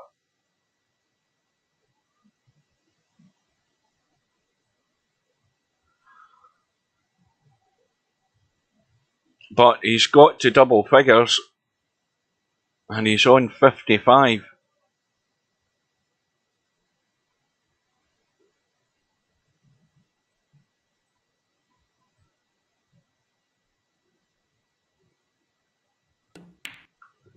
Now, did anybody see what the score was or what the result was in the snooker, or is it still on?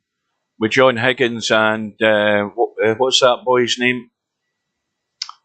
John Robertson. Was it John Robertson? Because I watched the start of the match. Higgins is 2-0 up, and then it ends up 2-all at the break. And then I don't know what happened after that, because I was messing about trying to fix my watch, and then I had to get this thing started. So I haven't a clue how the match went.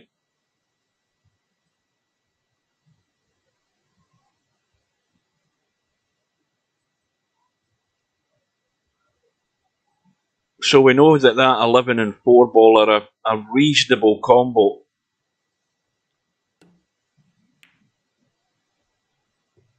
And he's just trying to get himself as good a line as he can on it. And once again, has to be lucky here to have any sort of shot to continue this run.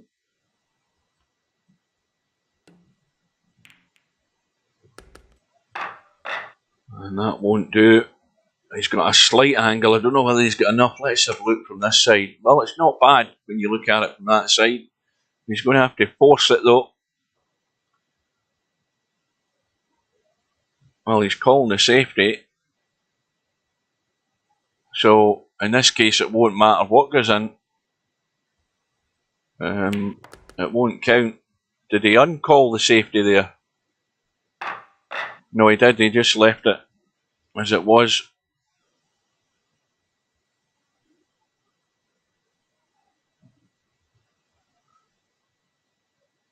Now, is Hairpig just going to squirt through to the bottom rail? That'd be the obvious shot. Trying not to do too much disturbing of the pack. So BrainFellout's, sorry, not Hairpig, BrainFellout. BrainFellout's run ends on 14.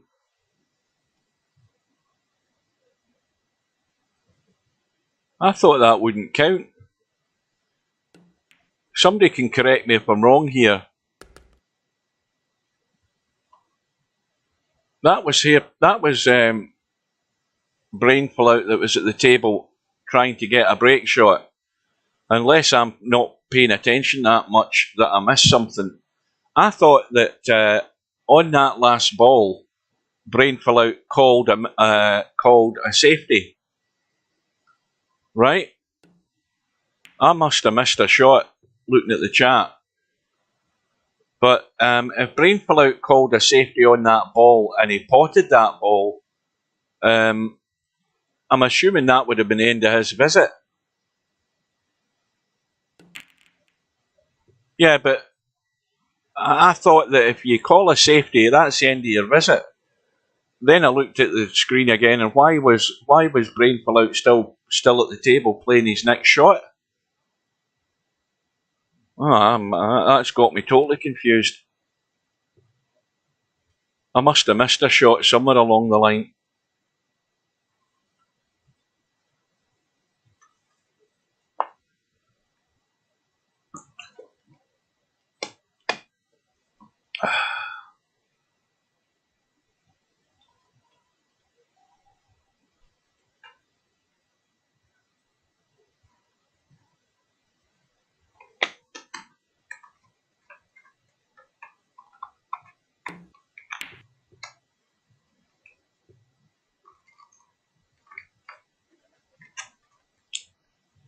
Well, the bank wasn't called there if he was playing a bank.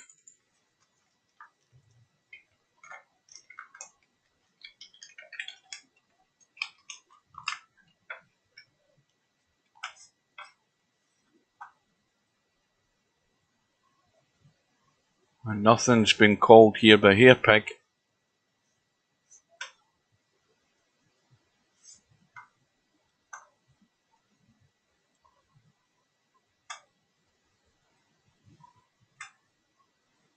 And that 6 ball isn't going because that 7 ball's not in a line that would make the combo. The 7 balls cutting across the 6.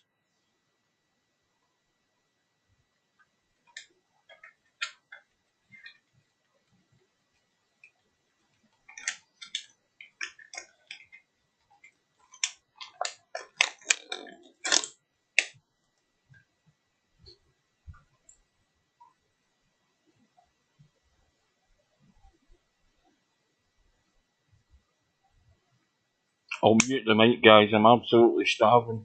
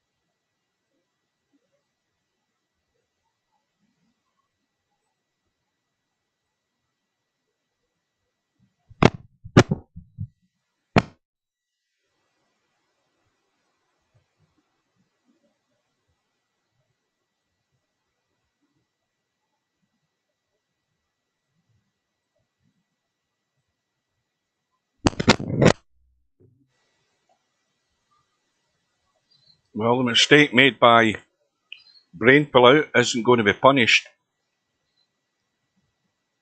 Hairpig misses the cut back in the 8.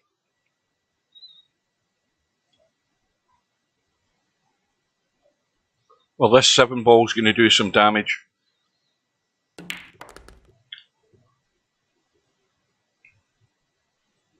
Didn't do an awful lot of damage. And he's not sitting good in a shot, I don't think.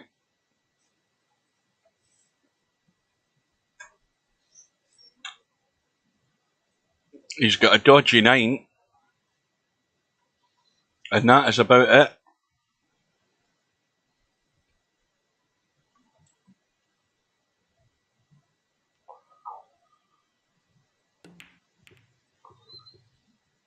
And there goes the chance. As quick as that. Well, now Hairpig will try and skim the 9 ball in, I would think.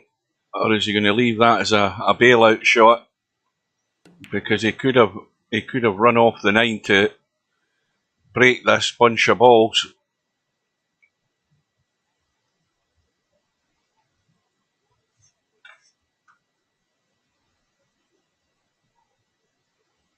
And now the ball to be able to do that will be the 6 or the 8. He could run across right now again. I think he should this time. When he's missed the 8 in the process, you've got to get the first part of the shot.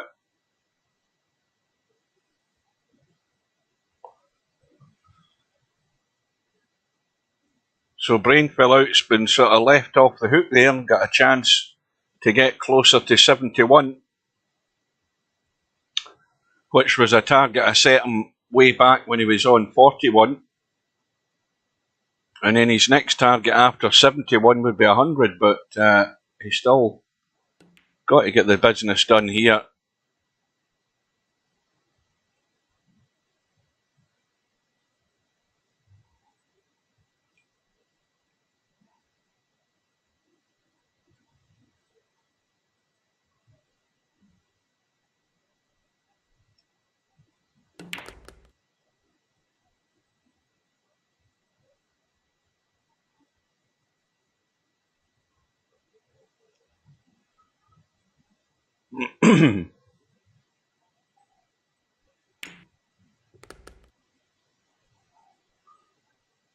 So, I've lost track of where we are. When did this match start? 3 o'clock. So we're now 2 hours into the match. And, well, 81 still seems a long way away.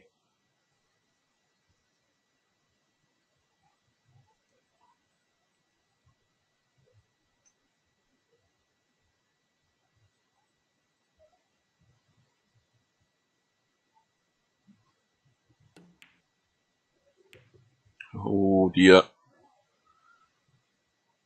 It just ain't going to be BrainFellout's day.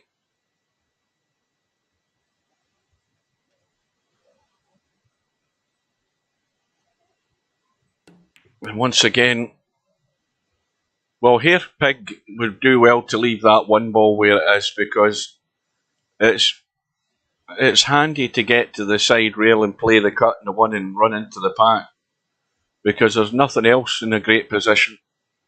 Not really. I mean, the 15 ball would do, but it would only do if the 12 was out the way.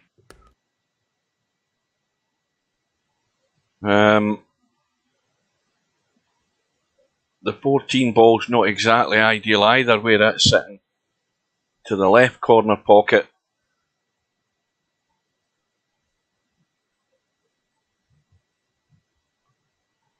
You're looking for a ball that gives you a good margin to get into to play the shot and get the break. 14 ball's not great. So 15 ball would be good if you can get inside it in the long rail on the right. Again, you've got to get rid of the 12, and this is his last chance to get rid of the 12. Or he could take the 14 and try and get on the 12, but he has to get rid of it. And he can They could also pot the 5 to make it easier to get onto that 15 ball.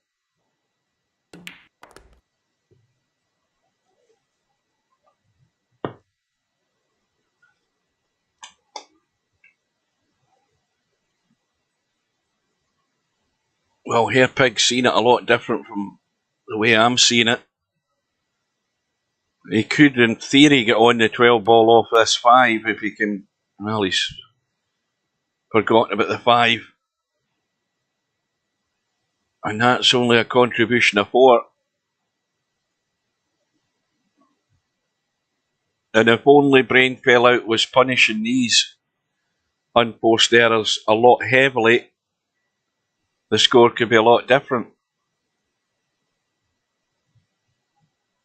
But he's got the same situation to deal with now, so let's see what he does.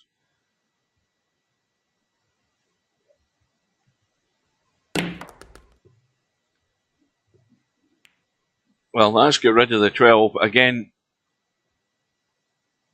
slightly unconventional because it could have ruined the possibility of that break ball.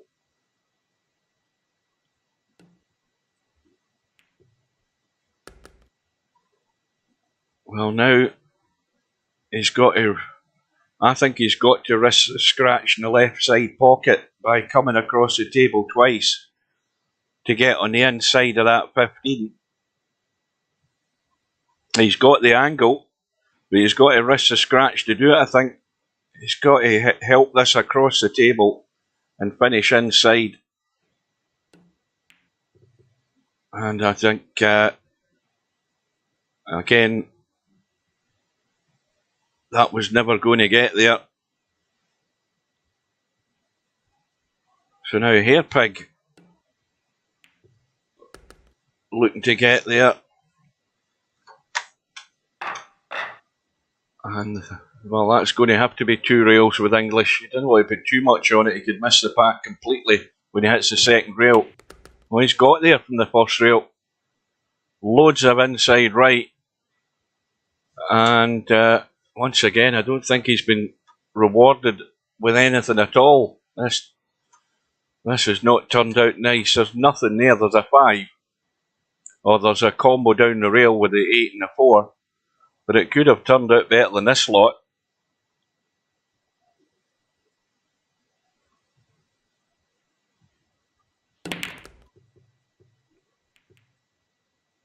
Well, that's a good break shot. It's just a pity it's not the start of a new rack. That's the first one he's really got sweet. But the reason he did, though, is because he was right in the vicinity rather than trying to play these long break shots. Get that cue ball into a much better place. Makes it a lot easier to execute the break ball.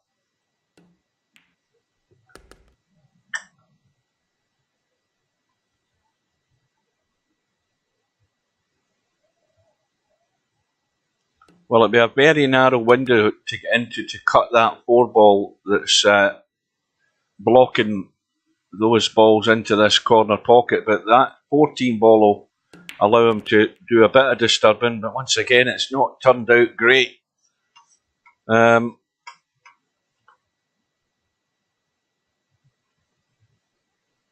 he certainly can get inside to get on the 4. And then he's got the issue with the 2 and the 8. And you've got those 2 balls in the pack, which none of them are going. Now he can try and chip them off this 6. He's got a 2 choice. He can dig into the 6 and try and get into the 2 balls in the right rail, or he can try and chip the 9 and 3 and hopefully still have a shot, which he does.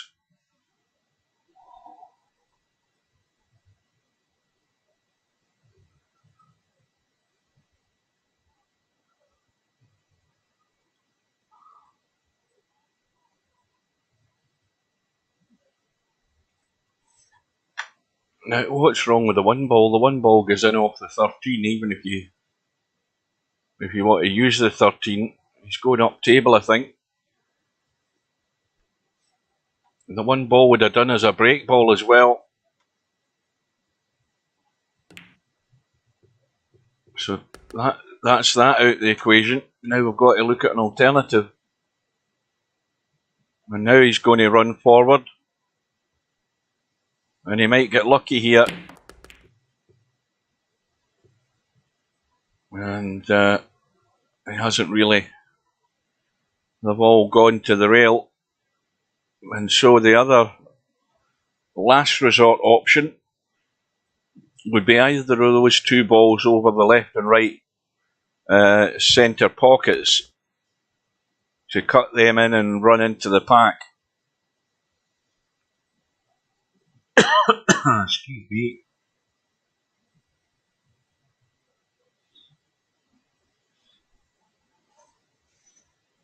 Just blow my nose.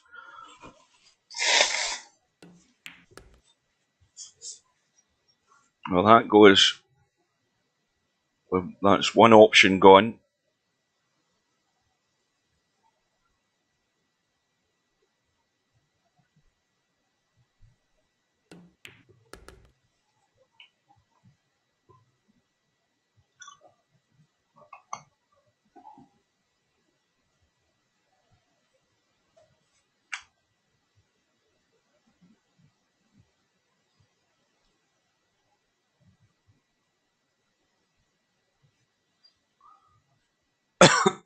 Excuse me, I'm going to have to have a good cough.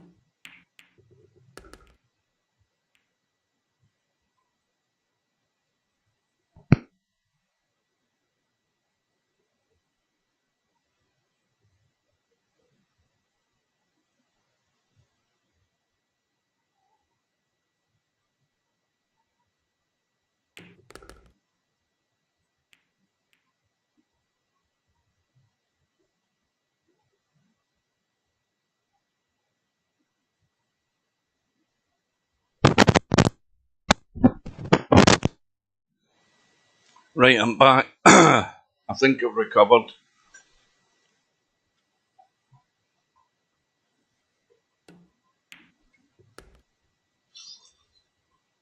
So, Hairpig goes to 21.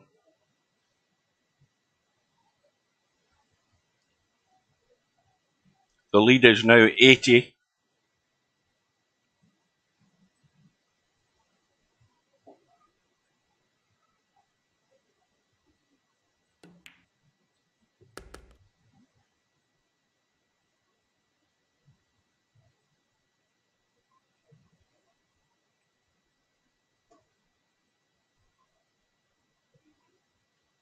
Two problem balls, obviously in this left side rail.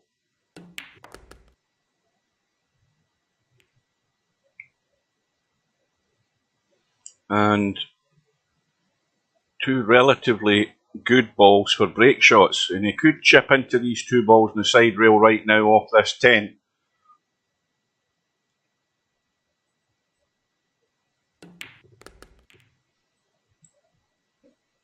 But has he got a shot? Yes, he does. So one of the possible break balls is going to go.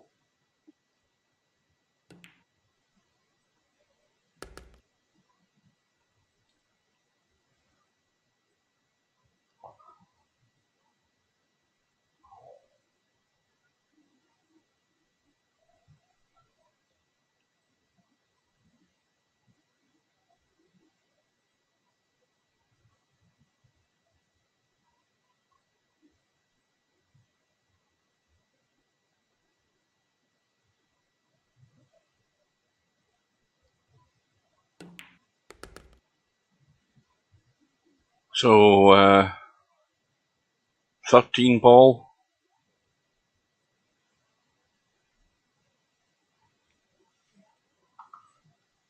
Four balls at the head of the pack, it may well have to do. But once again, it's going to be a tough shot to pot that 14 and control the cue ball to get good in the fort.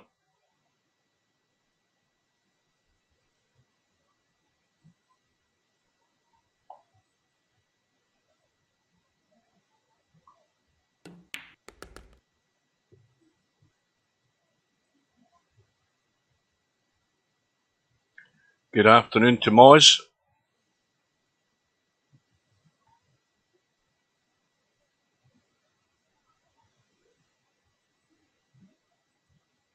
So this is a critical one, and he's going to go straight. Well, he can go forward and try and come around the corner a wee bit, or you know, he's got very little angle to work with here to get anything substantial.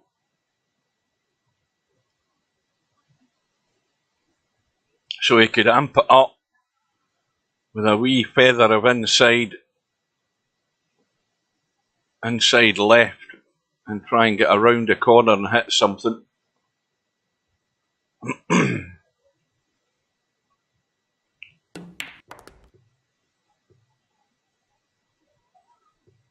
See, that's why I thought he would have needed a bit more inside to tighten the angle around the two rails there to try and get into the pack.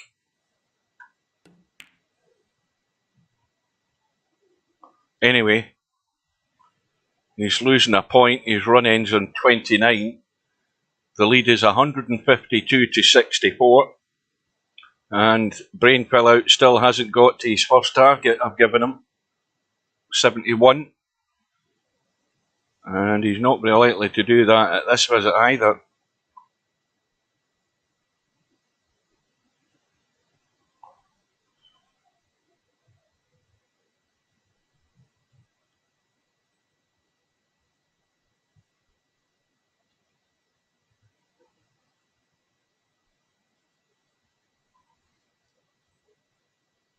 Well, if he goes to this right-hand corner, he's going to leave the combo along the rail.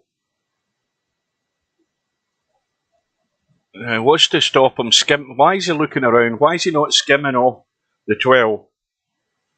I mean, to me it's more than obvious. Skim off the 12, nice and thin, and get deep in the corner. Why is he not playing it? That's what I'm asking myself. And all he's done is played to this corner. He's leaving. Well, maybe it isn't set now that I look at it. It can still be made. But again, there's absolutely no evidence at all in this match of players going to that bottom rail as we look, or the top rail as we look. but there's been no need to. It's not been that kind of game. Any tactical exchanges have all been in and around the pack. And Hairpig is playing the combo. He did make it. And now the thin cut in the 7, the run into the bunch of balls. He could take the 5 as well. Again, he maybe just want to check this a wee bit just to get it on a line. Oh, that's it. He needed to hit that a bit more aggressively. So that ends this run.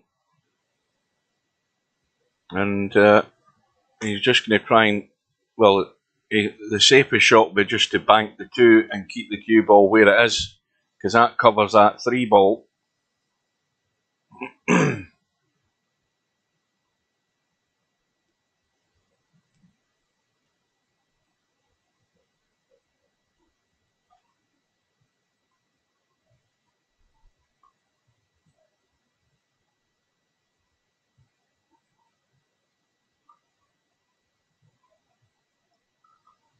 Well, there's enough distance between him and the 2 just to bank it and stop the cue ball.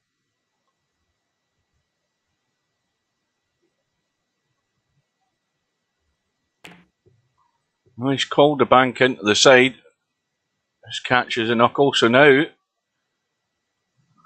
BrainFellout's chance to get to 71.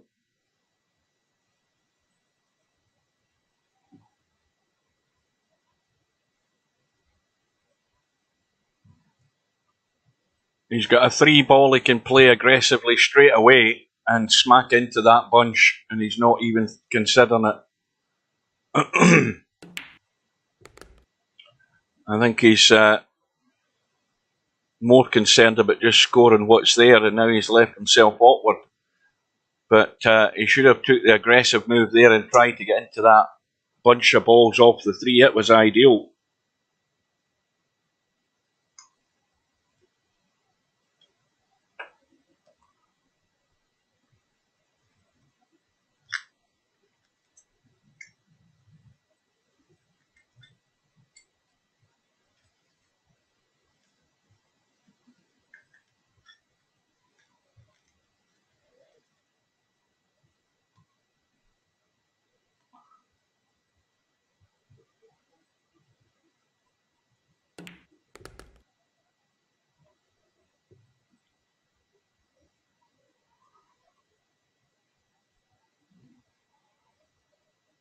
Well, he certainly didn't play for the 1.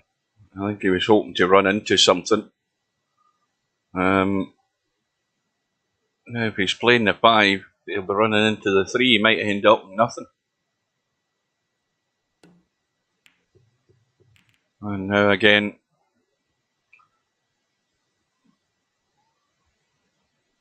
failing miserably. The run is only 2.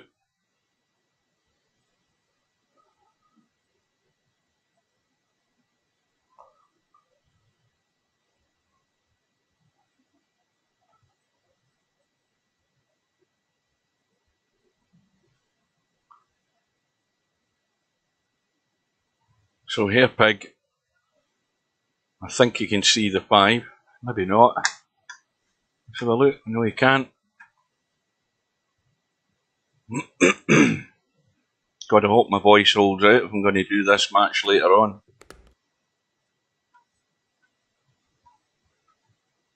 Chance off the 1 ball. Got to take that. Get the hit on those 4 balls. Perfect line to do that.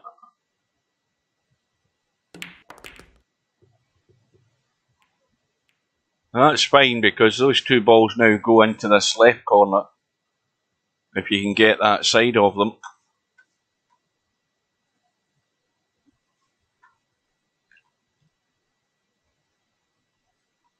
I think yeah,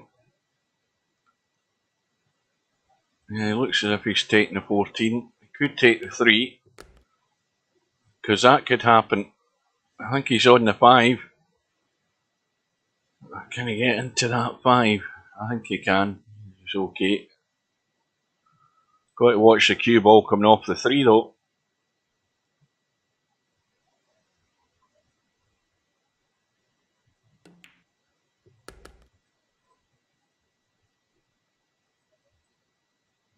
Well, he's now on the 8, as good a position as he's ever going to get on it. 9 ball would do as a break ball on that left rail. If he could get inside the 11 on the left side, it would do. And now the 12 has been nudged to a pretty good position where it's sitting. So he's got choices now. 15 ball behind the pack has to be dealt with. The match later on is about to start in 2 hours' time, about 2 hours and 5 minutes from now. 7:30 GMT, 2:30 Eastern Standard Time, 11:30 AM Pacific.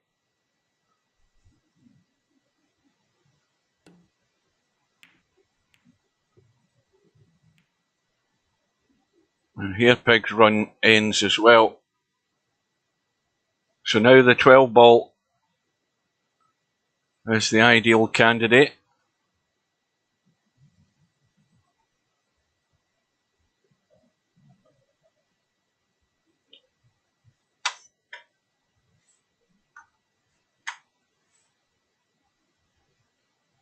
Well, BrainFellout can see the 15. He's got a little angle he can pinch off it, but he's going to have to try and get to this side rail here to get on the 9 ball.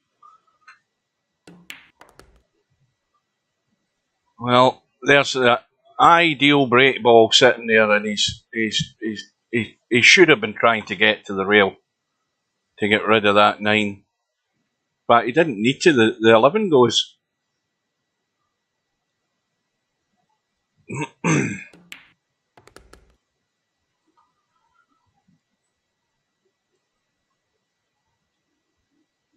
Well, the pattern play is more than questionable with that ideal break ball sitting there next to the halfway down the pack. It was ideal. It's long gone. And now all he's got is the 11. He's dead straight in the 9. And he's dead straight in the 11 now. Well, he's got an angle. Just an angle. But how much is he going to be able to get out of this? Catch the corner of the pack. Or is he going forward to the rail and in behind? And he's caught the opposite corner. And the aggressive shot, I don't know whether he can get to that 4 ball either. That looks tight to cut that into the side. If he takes the 5 up the table, he's going to head towards the pack as well, I think.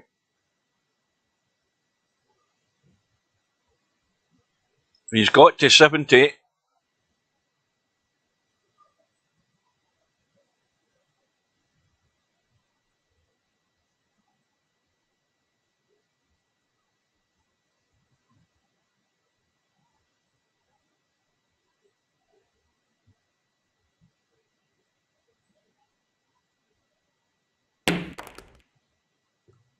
And he's got a hit.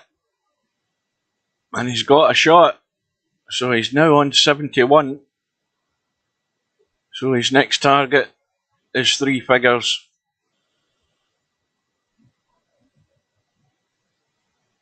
And the obvious shot here would be to just run through and get fairly square on that 12 ball. Because this 14 ball is no real opportunity to get into the bunch. He's going behind the pack.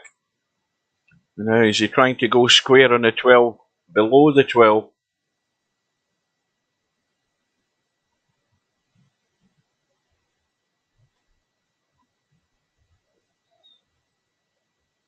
Whether he can hold that enough off that to get to the pack. Yeah, he's trying something that was never on. Let's be honest, it was never on from that position. And now he's going to have to play the cut. And he should get a good solid hit in the pack off this.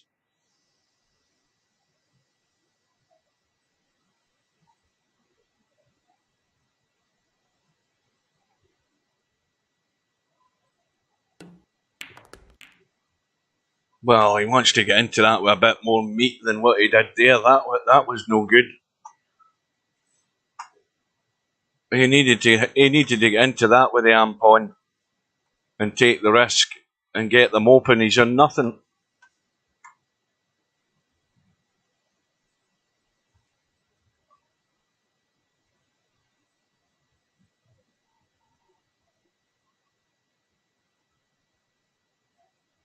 Well, Stubb won't hang around long watching this.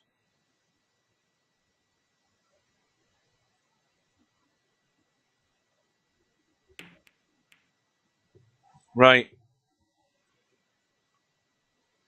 Let's have a look at this bracket, because as soon as this match is finished, I'm heading off to get something more substantial to eat. If we go top to bottom, we've got Moz and Shibo in round 2. Their match is dated for February the 13th, which I think is Sunday night. They say that'll be the last match before I get to bed and head to work the next day. We've got Albinario, who's already through to round 3, so he's going to play the winner of that match. Acero forfeiting.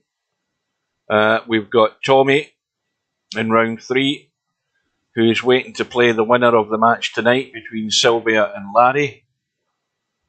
We've got Popman and Bedhead, and they've got until February the 15th to get their match arranged, the round 2 match. We have Real Poland Power Stubb already through to round 3, and he's waiting to play the winner of the Popman Bedhead match. And further down, Sergeresh is in round 3, and he's waiting to play the winner of this match. And that looks to be pretty much odds on. It's going to be Hairpig.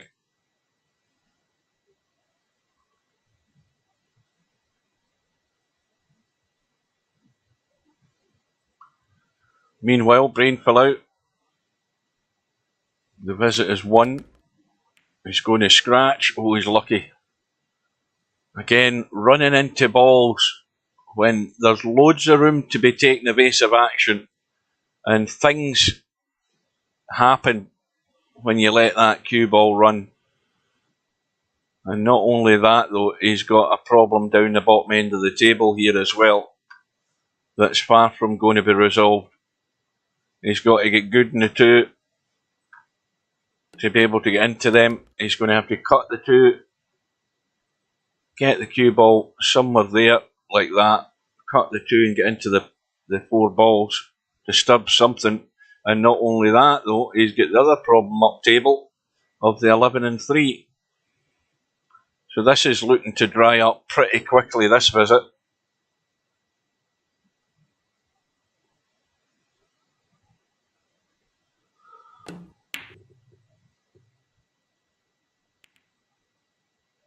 Well, it's felt pretty much ideal for Hairpig to have a bash if he wants off the 2. He's taken the 7 instead, and he should have had a look at the 2 and just thin cutted it and maybe tried to get into the bunch that way. He's rushed it, he's missed it, and well, BrainFellout's got an easy 15.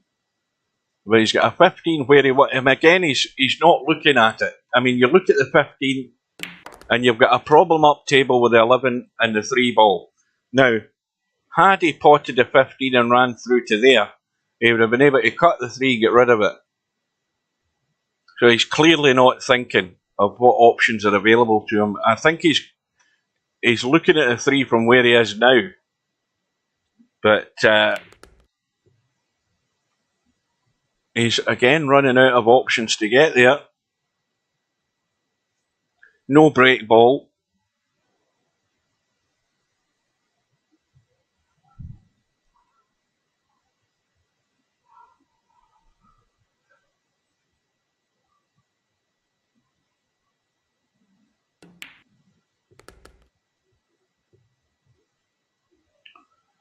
He could end up having to try and play the combo. I mean, he's still got another chance off the 7 to get to the 3. He can just stun, draw it back, not too far, leave the cut.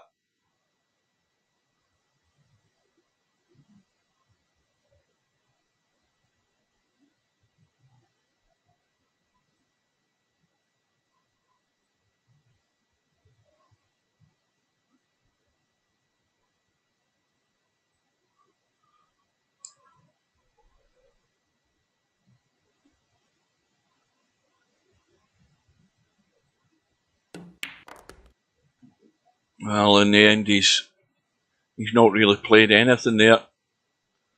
It's looking as if he's left a 9 as a bank. But there was a window to get into to cut that 3. Make his life a bit easier as far as potting the 9's concerned. But he's gone about it his way.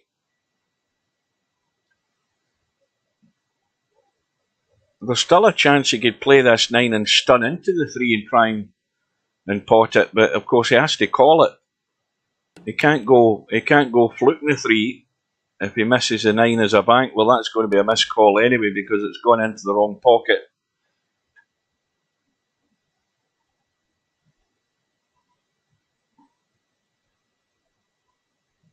So now Hairpig with ball in hand in the kitchen. He can't play that ball that's in the kitchen. That would be a foul.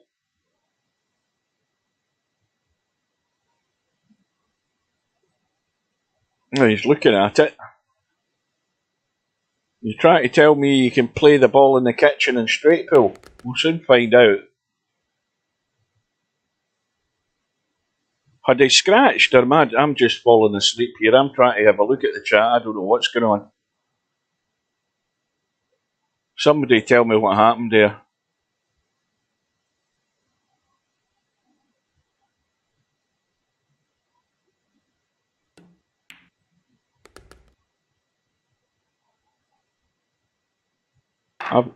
I've got other things in my mind, namely my stomach. Oh, it was a missed call, not a scratch. That's what it was. Good.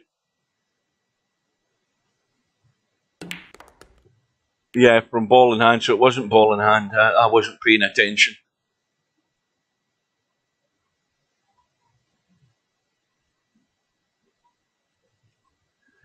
So Hairpig has an 82-point lead. BrainFellout is 19 points away from getting to 3 figures.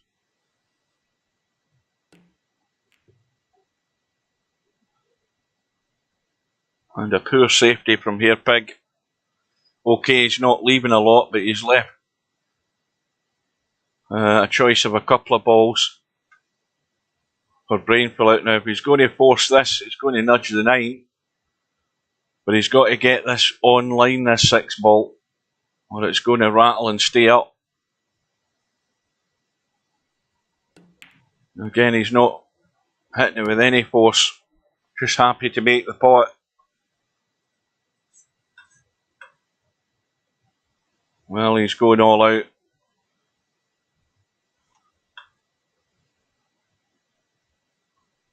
This will be a good one. He's going to move things, no problem. But has to get the pot.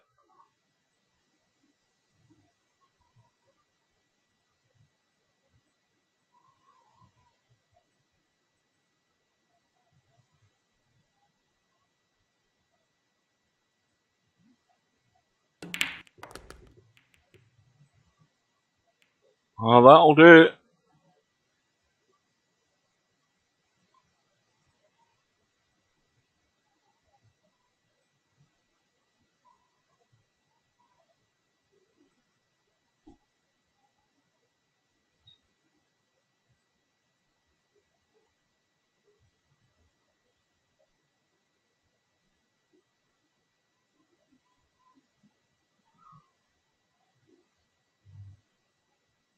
Well, he's not really.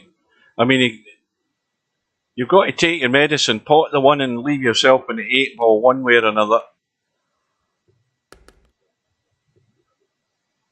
And then just roll right through to the bottom rail for your next ball could be the 14. Then he could take the 5. The chances are he might have a slight angle in the 14 if he just rolls straight through. Well, again, he's trying to be creative, and now he's ended up with a toughie. He's in no good shape. There's nothing on there. So this 12 ball with a little draw. Now if he finishes high above the 3 and 7, he can try the cut on the 14. And again, the cue ball should be hitting something here. And that's not bad. And that 5 ball is towards the corner of the pack, but it's in pretty good shape where it's sitting. You see that that's the problem with doing this. You don't know what BrainFellout's thinking. When the top guys would probably either be working around the 5 ball or maybe the 3 or the 7. And I've still got no clue as to what BrainFellout's thinking.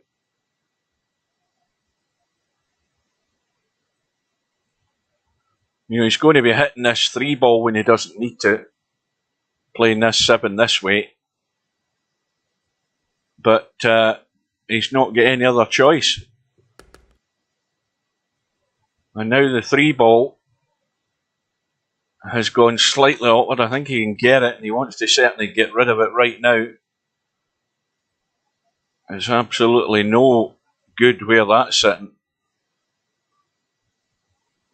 And he could nudge into the 2 off this if he just drew into it and hold for the 11. He could do that.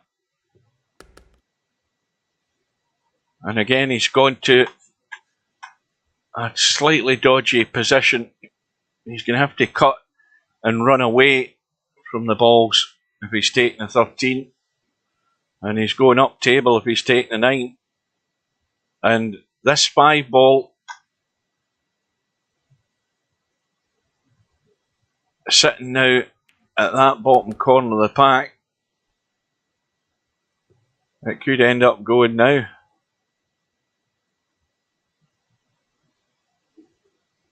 He just can't get the cue ball on a spot. He's on a run of 10. The 2 ball could end up in the break shot from the cue ball somewhere in the middle of the table. And he's missed the cut in the 11. So BrainFellout's run ends on 10. He's on 91. He's 9 short of that target. His second target in the match. And he still may well have a chance to get there.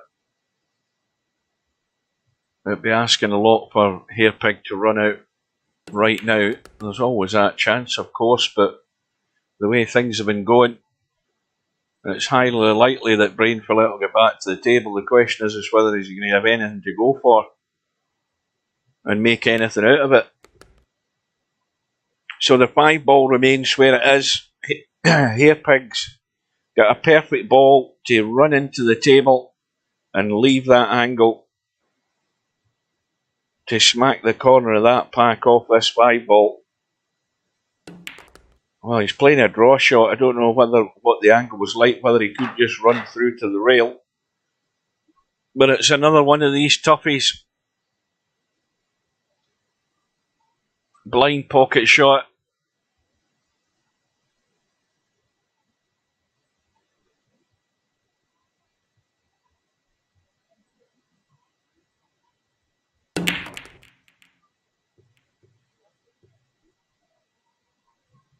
Played it well.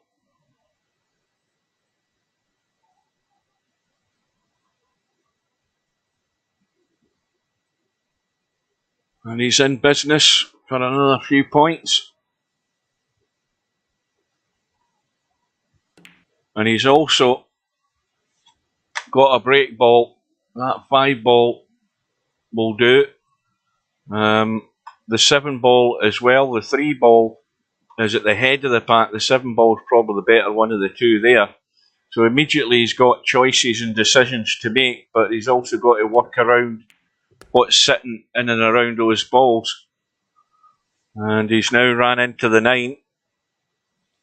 Pushed that to nowhere near an ideal spot.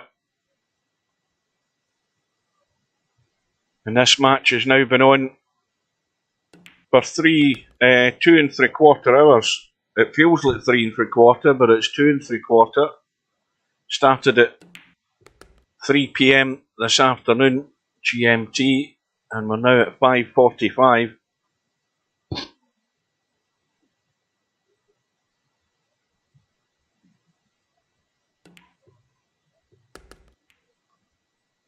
Seven balls get nudged as well. So the break ball opportunities are diminishing fast here. Hairpig's taking them all out.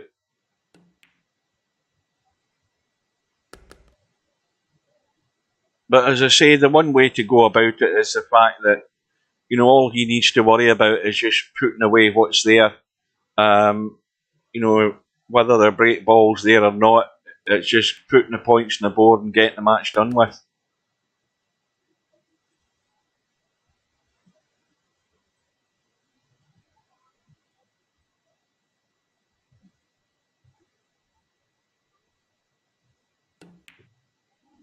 And nobody ever told me the result of the snooker this afternoon, I don't think.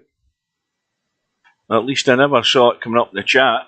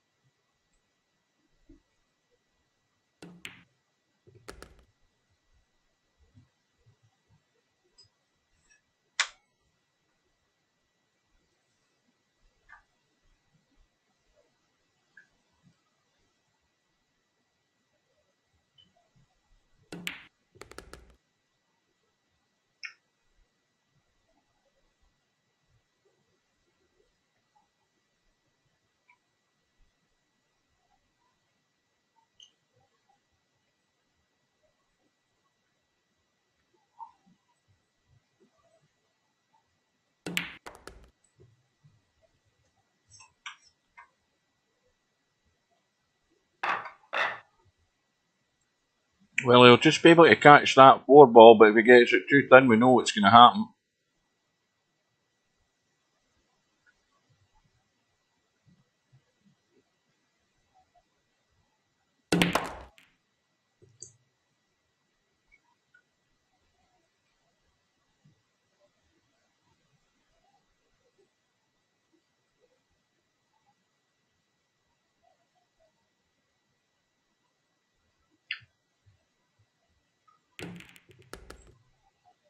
Well, the one thing that Hairpig's got to look on in this match is that his average is going up with each visit. You know, his actual contribution each time, well, okay, he's had some duff ones, but he's putting, you know, 18, 20 together, and he's done it on a few occasions here in this match, so that ups his average.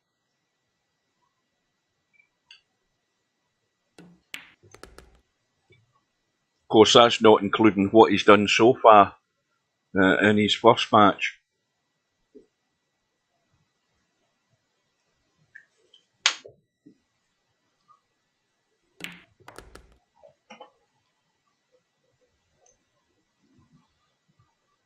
But we're now coming round the crown of the bend. He's 15 away.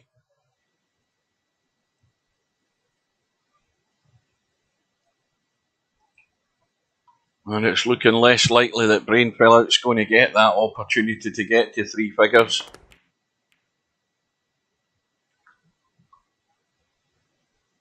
Well, there is a combo, fairly straightforward in the 9 and 7.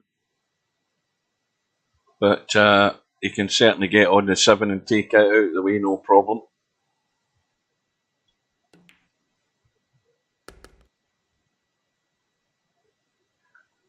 We have the issue with the 1 and 2. He's dealing with that. And we've got good candidates for break balls in place as well. So he's got stuff to work with here.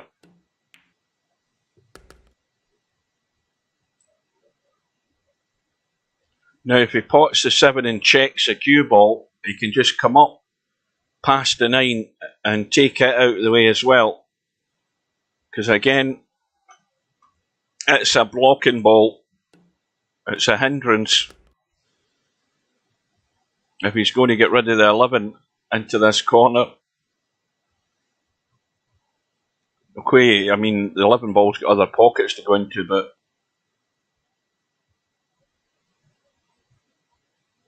the 9 ball's nowhere near good for a break ball anyway, so it has to go.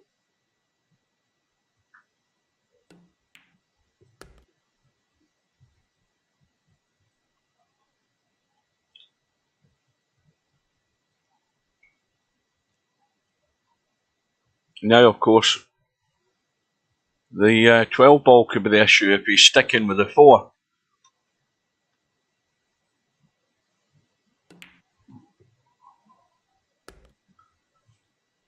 And now he's got no choice. He's going to have to take the 5. He's not landed on anything down this end, so he's going to have to move the cue ball now, which is what you don't want to be doing. And he's got to move it into a spot to be able to get rid of that 11. Or, if he gets lucky, get down below this 4 and 12 and take one of them out. Whatever one it's to be, we don't really know. But again, it's got to keep rolling.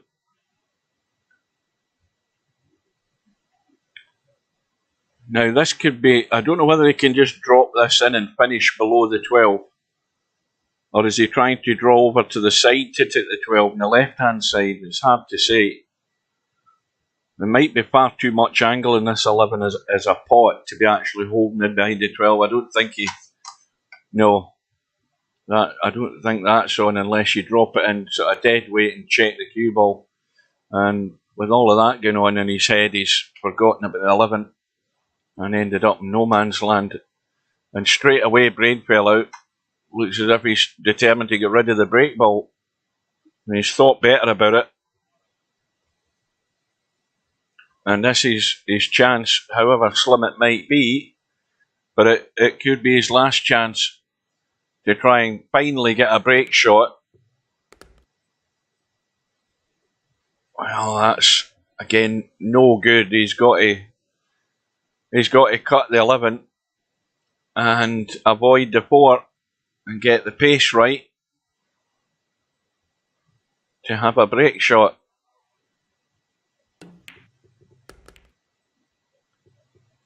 And he's run straight into the 4, pushed it dead, finished up dead straight, and he's got no shot.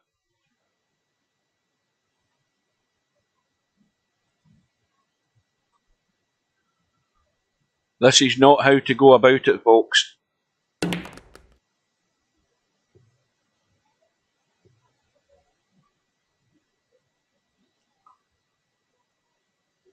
And end of visit. And he's got to keep it safe. He may well drop a point here if he doesn't get a ball to a rail, but you've heard me say that time and time again. It's alright losing a point as long as you don't make it easy and give your opponent the chance to go over the finishing line.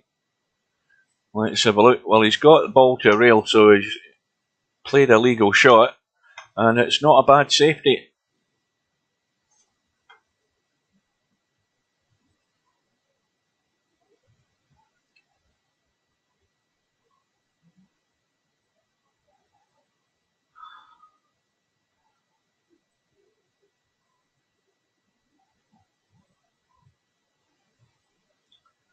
The question now is we are 6 minutes away from 3 hours for this match.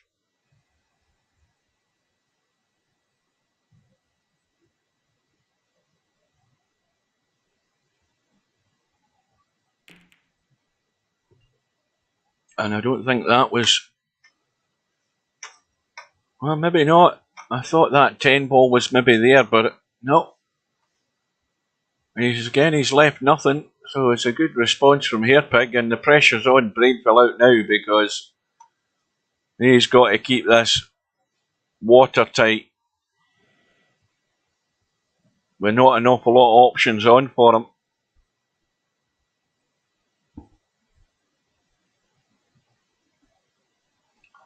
Well, this is going to be the big... I think he was thinking of calling something there, but I thought he was trying to play some sort of combo. He's maybe, like me, devoid of ideas as to how you keep this safe.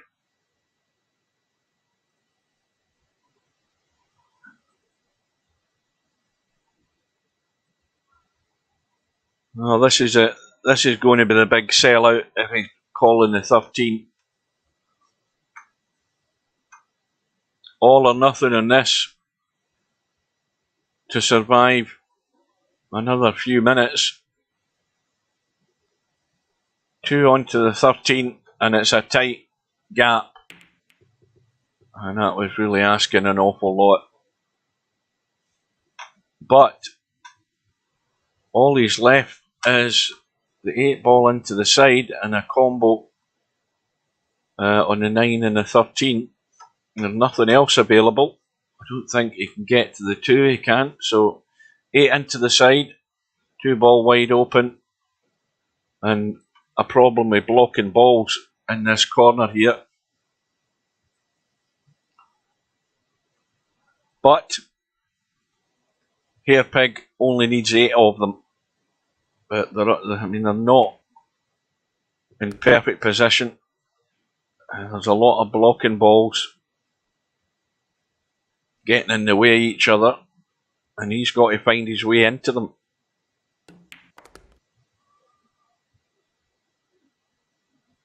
Well, he'll just go forward here, I would imagine, and just try a little nudge here or there. He'd be unlucky not to be on something. No, he's just killing it. He's going to play the combo. Dead easy. Shouldn't be missing this. Well, if he gets his act together and gets the foot down, we might break the 3 hours. We might still be under it. If he still has a shot, which he does. 10 ball into the side. Roll through, get rid of the 7. That's a possibility.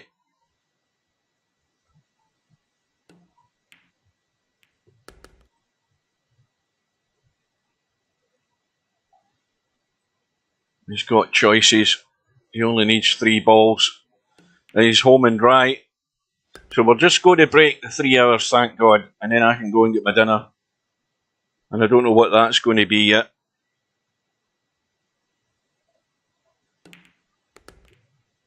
And in the end, it's been an all too comfortable win for Hairpig. So Hairpig is going through by 200 points to 94.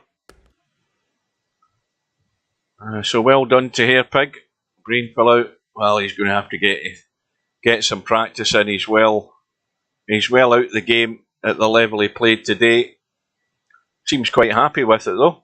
It was a proper thrashing. But anyway, I'm off for dinner.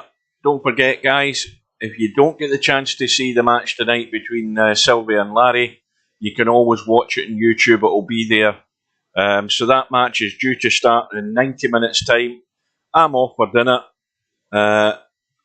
No, I had one last night. I don't want one tonight. I don't know what I've got to eat, but I'm going to have a rummage. So I'll be back for the match with Sylvia and Larry. And until then, that was just under the 3 hours here, Pig. Thank God for that. But all of the vast majority of these matches are going to be torture. Anyway, enough chatter. I am off. Take care, guys. thanks for watching, thanks for your company, and thanks for your patience above all. So until we meet again, if you're going to be there, I'm off for dinner. Take care, and I will see you again soon. And now I'm trying to remember how you stop the